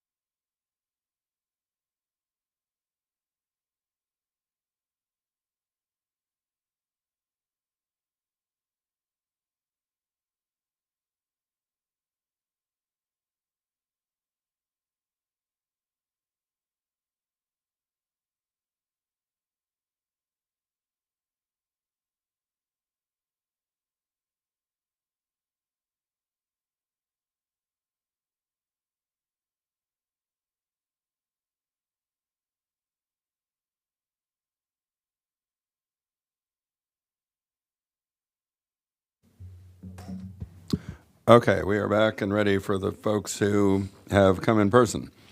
James William, go right ahead. Thank you, Mr. Chairman. Okay. Okay. My wife Anna Hisela and I have been homeowners near the Wheaton Regional Park for over 35 years. Throughout those years, we've developed a very deep appreciation for the role that the park plays in our community. We've also watched that community grow and change, and we welcome the master plan's very thorough effort to adapt the park to the developing needs of the community. We are here this evening to join several voices that we've heard already this evening in expressing our very strong support for the long-term importance of the equestrian center and stables as a vital and integral part of the Wheaton Regional Park. As the master plan notes, this is the largest such area in the Down County region, which is to say Wheaton and its neighboring communities. We've heard very eloquent testimony this evening already about the equestrian center's important services and those services that are unique in Montgomery County for horseback riders of all kinds. We strongly believe that also with the right support and leadership, the Equestrian Center has great potential to provide even more services to more people. But what I'd like to especially to emphasize is the importance that the stables, the adjoining land, and the trails for hikers and riders are integral to the experience of enjoying the park in ways that are joyous and restorative. These facilities preserve and protect native plants and trees that nurture the habitat for birds, deer, and other animals for the enjoyment of all of us, all of our community, and as our legacy for the next generation. As our community continues to grow and becomes increasingly urbanized, those services, we believe, will become more important than ever. We believe strongly that today and for the future, the spaces associated with the Equestrian Center are more important than ever to the community's full and genuine enjoyment of the Wheaton Regional Park. Thank you very much. Thank you. Suzanne Jackson.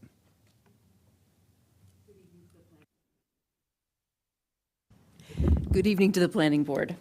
I'm the president of the Springbrook Forest Citizens Association, which for the last 70 years has been advocating for its communities and the community around it. For the past 60 years, the Wheaton Park Stables has been teaching riding and values, values including being a responsible steward of the environment, being a responsible carer for an animal, passing on traditions, respect for nature, and providing all kinds of people with access to the world of riding horses. For its entire lifetime, Wheaton Park Stables has included not only the buildings that are called the Equestrian Center, but also the riding trail. How do you have stables and riding lessons without a wooded riding trail? The plan that Montgomery Parks has put forward is flirting carefully with transparency. It says that in the short term, the stable will be preserved for as long as its lease exists. But it doesn't say how long that is. And it doesn't say that the stables will be terminated. It puts it in the negative by saying it'll be preserved as long as its lease is not expired. When does that lease expire? And what does it say? Wouldn't it say that the riding trail would be part and parcel of what the stables includes? The parks report said that it completed structural repairs to the stables, implying that structural repairs were completed, but not saying, then it also says that facility needs major renovation, which is not transparent. There hasn't been any assessment of what renovation is needed or how much it would cost. There was no express statement in the equestrian section of the report that the stables would be losing access to the trails, or that there would be any change in access to the trails that would impact the stables' access to the trails, despite the fact that they were going to include biking on this now multi-use trail. That fact was separated and not reflected in the report at all. Instead, it was relegated to the section on trails, where it's really hard to find, really difficult to parse out. And there were multiple arguments online on Nextdoor about whether horses would be included or excluded. It was only a question of inference from the fact that they're proposing to create this other trail circling the stables for inexperienced riders. And the inference is that only the experienced riders who would be able to handle it when a bicycle comes up behind them would be allowed by the stables to ride on the riding trail. But the proposed new trail, if it were to circle the stables, would require eliminating multiple very large trees that are at the borderline of Glen Allen, and would position that trail between the fence and the street.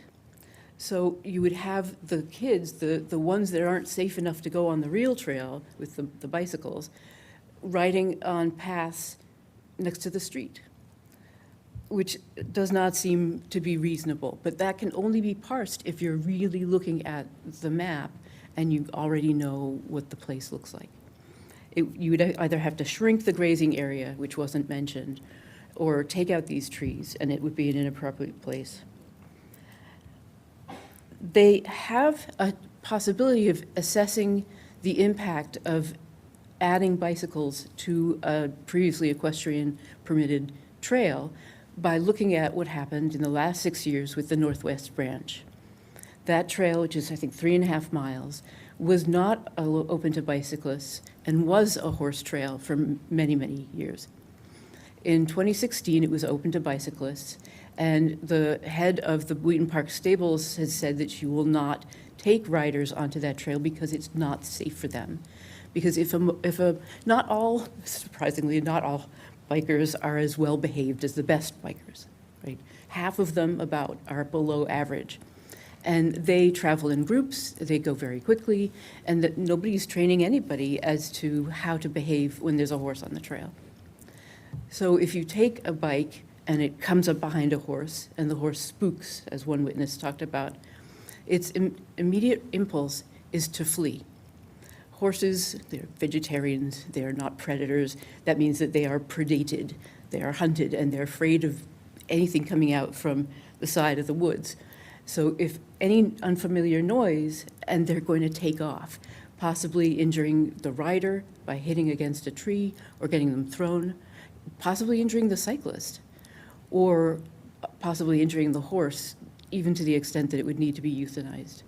We don't need to create these tragedies. This is a matter of not only common sense, but expert opinion. The International Mountain Bicycling Association published an article called Horse Sense, in which an expert rider spoke about what happens when horses are startled, and saying that if a cyclist approaches from the rear, it will assume that it's a threat. So we have the opportunity to study what's happened in the Northwest Branch Trail, including bicycling, in order to test the assertion, explicitly articulated and no data provided, that, oh yes, bicycles and horses can coexist. We can test that assertion by looking at the history of the Northwest Branch, and also test the idea that it's costless to the environment to introduce mountain bikes to a natural trail. It may be, I love mountain biking myself. It's a wonderful activity, but this is a unique aspect of Wheaton Regional Park that has been with our community for 60 years. It's been incredibly important. Even, I think, to the commuters driving down Kemp Mill, who get backed up from Monticello Ave when the school is in session, the buses are blocking everything up, the traffic gets backed up to Randolph Road. And instead of looking at asphalt, they're looking at grazing horses. that's thousands of people a day who have the experience of driving essentially through Parkway rather than developed areas. And I think that the stables gives us so many intangible benefits that we don't even need to appreciate. We just enjoy them without recognizing that they exist, but we'll know when they're gone. So Parks hasn't identified what alternative use is being suggested for the stables area. Now, in September, when it had a hearing, there was overwhelming community support for the stables. Overwhelming. The chat was a buzz. It was just scrolling with people talking about it. The witnesses were talking about it. And yet there was no change to the parks plan, even though at the time they seemed to be conceding that, yes, we're going to keep the stables. And so, yes, we'll keep the stables until the end of their lease, but we're not going to tell you when that is. And then we're going to look for another plan, but we're not going to tell you what that is, which means that we're weighing the stables. Okay, you keep the stables, or a possibility of everything else. Oh, it could be this, it could be that. We add all of these possibilities up, even though it could only be one of them. And gosh, it seems much heavier than the value of the stables. The Wheaton Loop Trail is critically important of the ability of the stables to conduct its mission, to have a woodland trail, because the proposed trail would mostly be in the sun and would be about a quarter of the length of the current trail. The current trail is a mile.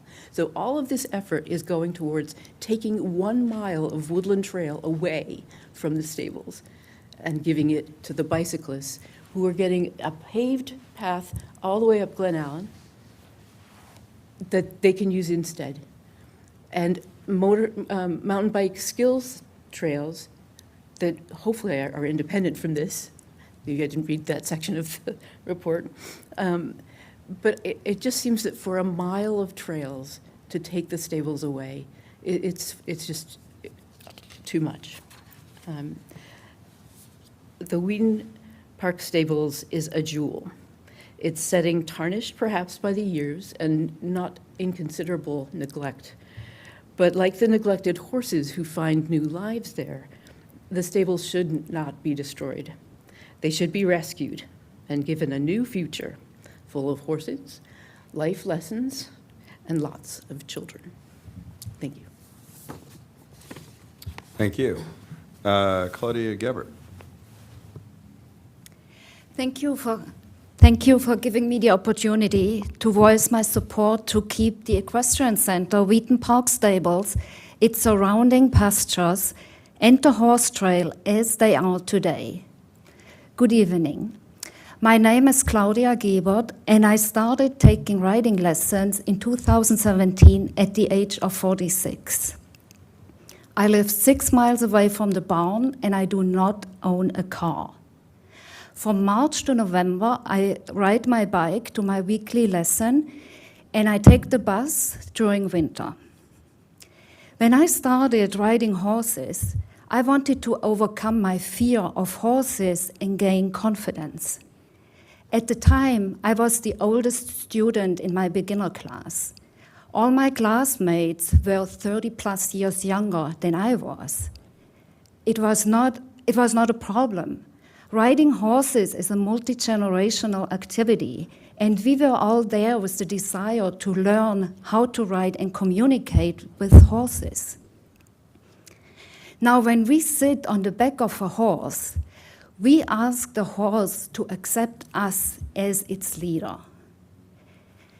For that to happen, we first have to earn the trust of the horse, and we need to trust the horse, trust ourselves, be confident, communicate clearly, be patient, calm and relaxed, and at the same time, move and contract different parts of our bodies, control our emotions, be aware of the movements and the emotions of the horse and our surroundings. Now, ideally, riding horses looks easy. However, it is a challenging and complex activity. And to do this activity safely, we need emotionally balanced horses. Now, for you to better understand what I mean when I say emotionally balanced horses, I'd like to introduce you to 3 of my probably most influential teachers to date. Sadie. Sadie had a naturally very bouncy trot. Riding her in the trot felt like sitting on a trampoline. But she would very gently transition from her walk into a slow trot and kept this trot slow. So for me, I did not have to worry about speed. I could focus on learning how to hold on with my legs to her belly and stay balanced in the saddle. Pi took me so many times out of my comfort zone. She felt my body language and she knew when I was ready to move to the next level. So she would just go faster in the trot when I still felt uncomfortable. And then one day, she decided it is time for us to canter, and she took me on my first canter ride. I was ready, and she felt it. And just this past Sunday, she accompanied me through my first ever horse show. Again, this was a multi-generational event at the barn, open to the public. We both were nervous and scared. But once the eyes of the judges were on us, he calmly followed my lead. So, to have emotionally balanced horses, these horses need good care, safe shelter, high-quality pastures, and trails. When horses are out in the pastures, we allow the horses to be horses. They graze, they run, they communicate with each other, they build hierarchies. And after having spent hours in the field, they come into the arena and they're willing to let us learn how to ride and communicate with them.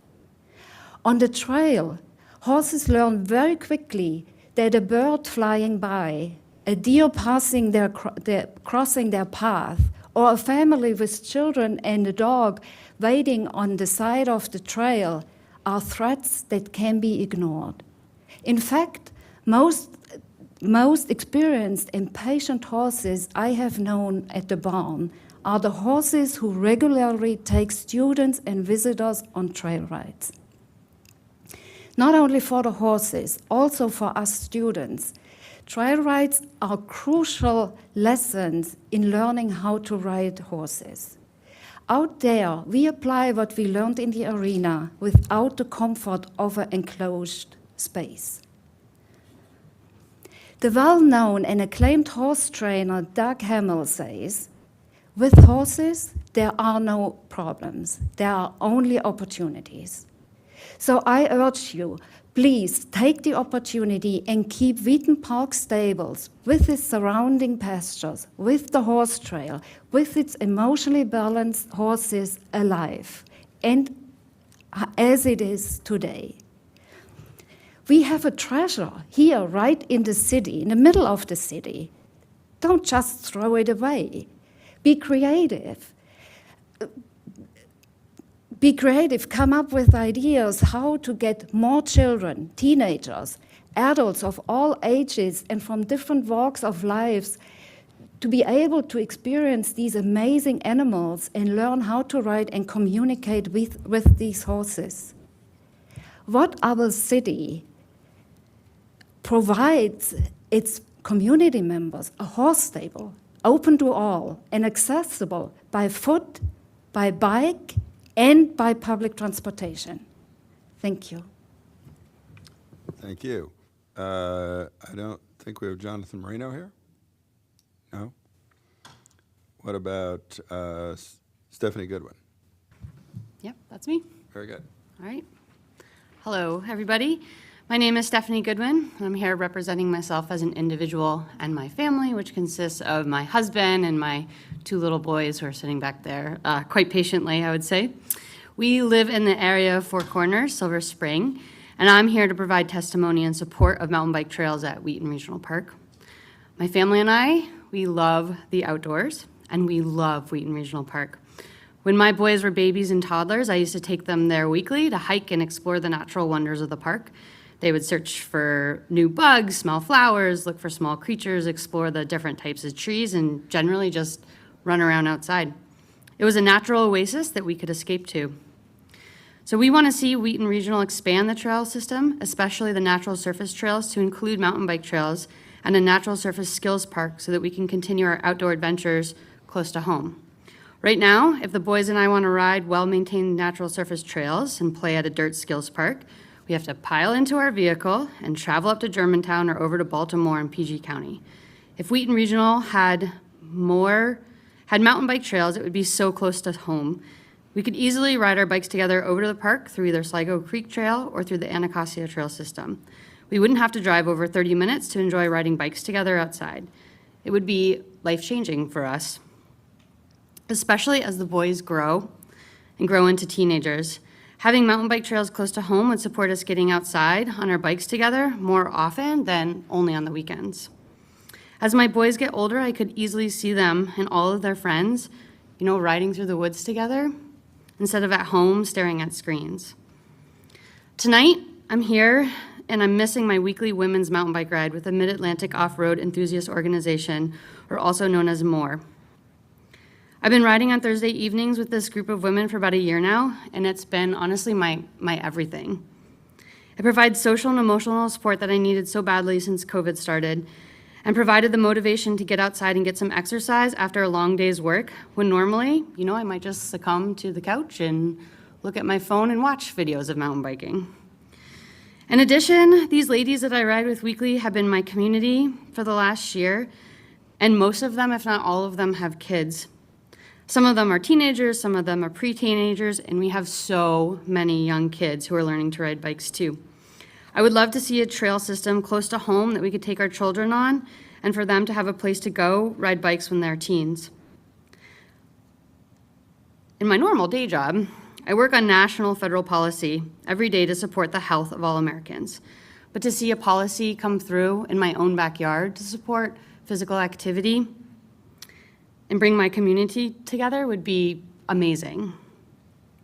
It would support us continuing to work, live, and play in Montgomery County when so many people tell us that in order to live this outdoor lifestyle that we want, we'd have to move somewhere rural or just go out west. But I think we can prove them wrong. If you build it, we will come, especially to the natural surface dirt trails, not only to ride bikes, but to build a community who will also take care of the trails to preserve the natural resources of the park. So we urge you to move forward with the master plan for Wheaton Regional Park. Thank you for your time. Thank you. And do we have Catherine Katzen? Yes.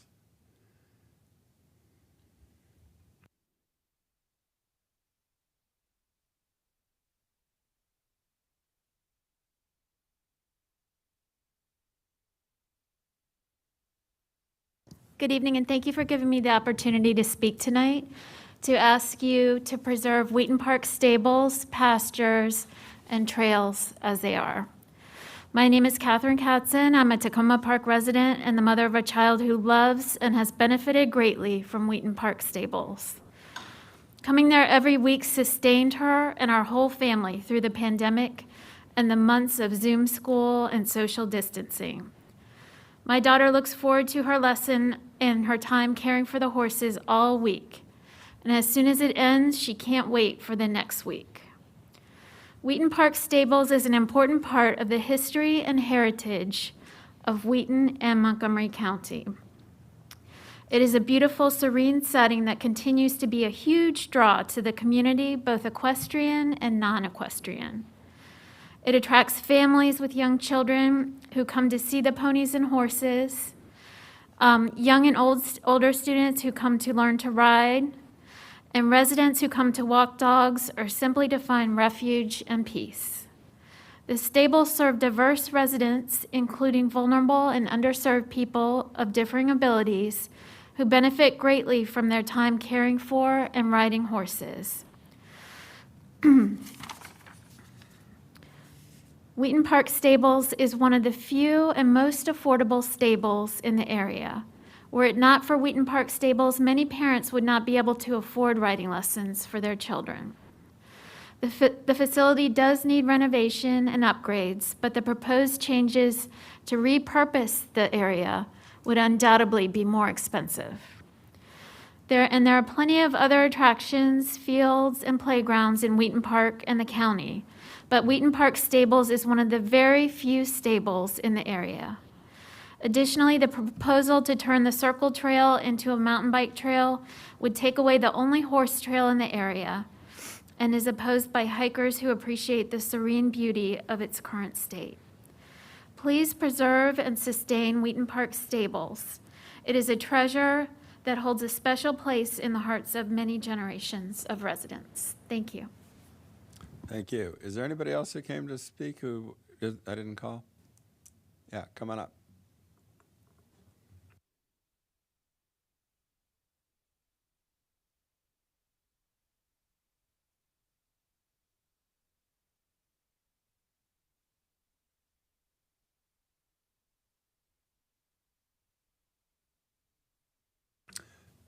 Looks like it. Oh, It's on now. Yeah, okay. Now Thank you. My name is Diane Anderson, and my family and I moved to Kent Mill Road in 1952. Have a long history for the area. And at that time, there were horse farms, class 3 streams, which are trout reproducing streams, in case you don't know, and a dense woods. In fact, on the hottest day imaginable, if you drove through that woods, it would be like the coldest air conditioning. It was quite amazing what woods can do to the climate. When Springbrook Forest, I started taking horseback riding lessons in 1959 at Kent Mill Farm. That was an 87-acre farm from Kent Mill and Arcola Avenue to Hermely. There were jumps going from paddock to paddock or jumping outside. There was fox hunting going on there, point to points, Class A horse shows, which are top of the line, comparable to the Washington, D.C. International horse shows. And it was really quite nice. And also the trails, but they were very narrow trails and natural wildlife trails.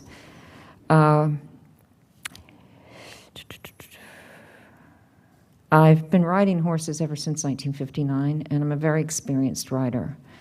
When Springbrook Forest and Jack Hewitt were, who was on the planning board at the time, were able to secure the Wheaton Regional Park as a park, because it was planned for something quite different. There was a plan to build a riding stable to take the place of the Kent Mill Farm, which was slated for development. The stable included the Acorn Trail, which was something that was built specifically for that stable, and the Northwest Branch Trail. These were all trails that were designated for horses. And there was also a trail that went under the Randolph Road and up to Belpre, crossing the stream.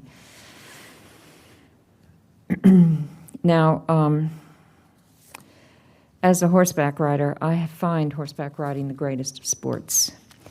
It's a sport that has won slaves in this country their freedom as jockeys.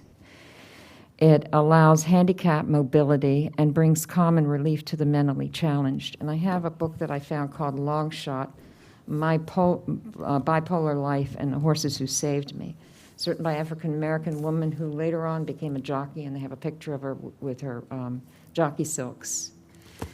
So it's called Long Shot, My Bipolar Life. She's bipolar, and the Horses Who Saved Me. So she took up horseback riding and found calm, and she found a profession. And this one is Special Needs, Special Horses, The Guide to Benefits of Therapeutic Riding. These were both found in Friends of the Library.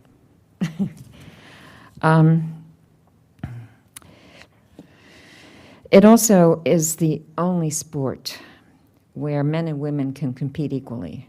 You see it in the Olympics, jockeys. There's a video out which I found called Wild Horse, Wild Ride, which is fascinating. I've never been interested in the Mustang until I saw that.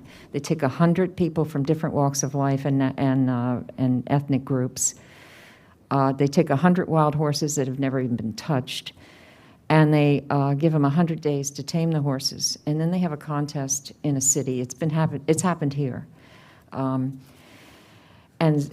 they show the judges just exactly what the horses have learned, and it's quite amazing. And the person on this video who won was a woman, she was one of very few women who actually participated, but she won because of her riding abilities.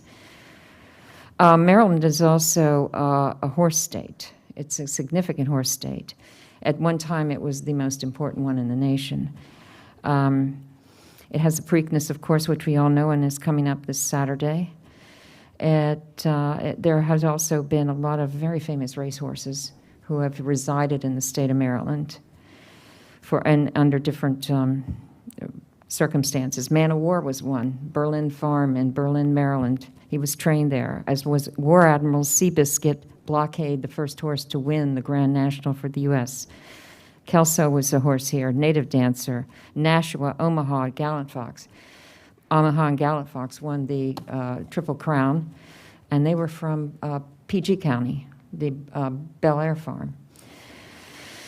It's a history rich. It gives women opportunities, and I also would like to say that I served on the committee, the group in the 1990s for trails, and that's when a master plan was found. And it was concluded that the Northwest Branch Trail would remain for horses and hikers, the Acorn Trail for horses and hikers. And I mean, how many times do we have to visit this and revisit it? Why can't we just keep it for horses and hikers and find something or another area for mountain bikes to have their experience? They're redeveloping E. Brookley School. They're going to be tearing down the old school. Maybe you could create an Olympic-type mountain bike course for them so that they would know what it would be like. And why not? It could connect with the tennis court area. So at any rate, I just have some few comments like that, but I would really appreciate it if we could just put this baby to bed, let the horses have their areas, and keep it safe. I've ridden a lot of thoroughbreds. That's really my choice of a horse, and I'll tell you, I had him on the sidewalk on Kent Mill Road because I used to board him there, and this kid thought it would be funny to come up behind him, and the horse went bang, almost landed in the middle of the road. They're startled, they're scared, and they can be unpredictable. You know, and people should be allowed to ride the type of horse they want. I personally like thoroughbreds. That's what I want to ride. So at any rate, thank you for your time. Thank you for letting me speak, and I would be very interested in your work session. And if you have any questions, feel free. I mean, I have a lot of experience with horses. Thank you. I think we might want to have staff talk to some of these folks if there's some time and a little sidebar, because I think there's a little bit of, at least as far as I'm aware, a little bit of confusion of the relationship between this discussion of the future of the stables and the trails issues, which I don't think are actually, they're not even really indirectly connected. My understanding of the issue with the stables is that nobody really knows what the cost is of the capital improvements that will be necessary at some point. But it's pretty clear there will be some need to make some investment if the stables are going to ultimately continue operating over the long term. So really the question about the stables has to do with the financial sustainability of the operation in light of those capital needs. The trails issues are just a different thing. So I hope that helps to clarify things, and if I've misstated that, please, staff, correct me, but I thought we might want to offer to make you available offline after this hearing concludes, so if there's any other questions about these things, because I just think these are just two separate things. Can I just make one comment? I heard recently on the internet that President Biden has given $250 billion in stimulus money to states to use however they need. Maybe we could look into that as for improving the stables. We've made our pitch for that, and no, we're not getting it. Really? No, not directly. I'm going to talk to him. No, seriously. Mark Elrich has already spent it 3 times over. Did I say that out loud? It's worth a try again. I mean, you know. I'm half kidding, but they're not giving us that money. Well, I know you're not giving that much, asked, but they might give you something. I mean, you know. No, they're not giving us the money. We've asked repeatedly. We're not, we did not get on that particular way. Do you ask the governor for it, or who do you ask? No, it doesn't come from, it has to come through the county. They had their other uses for it. Okay. Which I'm sure are very important public purposes. Thank you. You taking any comment? I know it's getting late, but a couple comments. Just if I can reflect on the fact that we sit here, we talk about affordable housing because we recognize there's a range of people with different incomes. So I know when I was a kid, I lived in Jersey City, went to Lincoln Park. Some people don't have the ability to join a golf club or a tennis club or a stable where you have to pay. So I think that's part of what the parks fill in a way, that we talk about affordable living and being able to find jobs. But also I think that's why the parks are important, where you can go somewhere and enjoy yourself as opposed to a private golf course, that's on River Road or somewhere else. I lived in Somerville, Massachusetts. We had Mystic Lakes and places to go to and walk. So I see there's a change in things from time to time, but the Prince George's County, they have a bill in the General Assembly that talked about a recreation authority. I think they were looking at generating people that could go into sports, make a lot of money doing different kind of sports. So, I see a little conflict between the tennis and the pickleball. And I think it looks like shrinking a little bit, the tennis courts, more pickleballs. It's great to have both if we can. I think that's the one issue. On the stables, I did have our children go there when they were younger here in Montgomery County. But again, we talk about our roadways, and we try to separate the cars, the bikes, and the pedestrians. So I think you make a case, if you're going to have some serious horseback riding and training, there may be a need to separate a horse trail from a bike trail where kids are going high speed and where maybe people are walking at a slower speed. So, we try to separate those on the street, but maybe that's a place where you separate them in the park as well. And then I guess one of my first comments coming here was, if you get to a park and you bike there, we encourage people to bike there. And I see you show some old bike racks that aren't good. But again, if you're going to, go on a merry-go-round, or you're going to go to a particular area, garden, you walk through the garden, you might want to lock your bike up somewhere. So again, I think whether that can be included in your overall program. And I realize money is difficult to get, but certainly I think that's a great asset, the stable there, and what it does for children with handicap issues. So I would really hope we can sustain that facility there. That's my comments for the night. Okay. Thank you.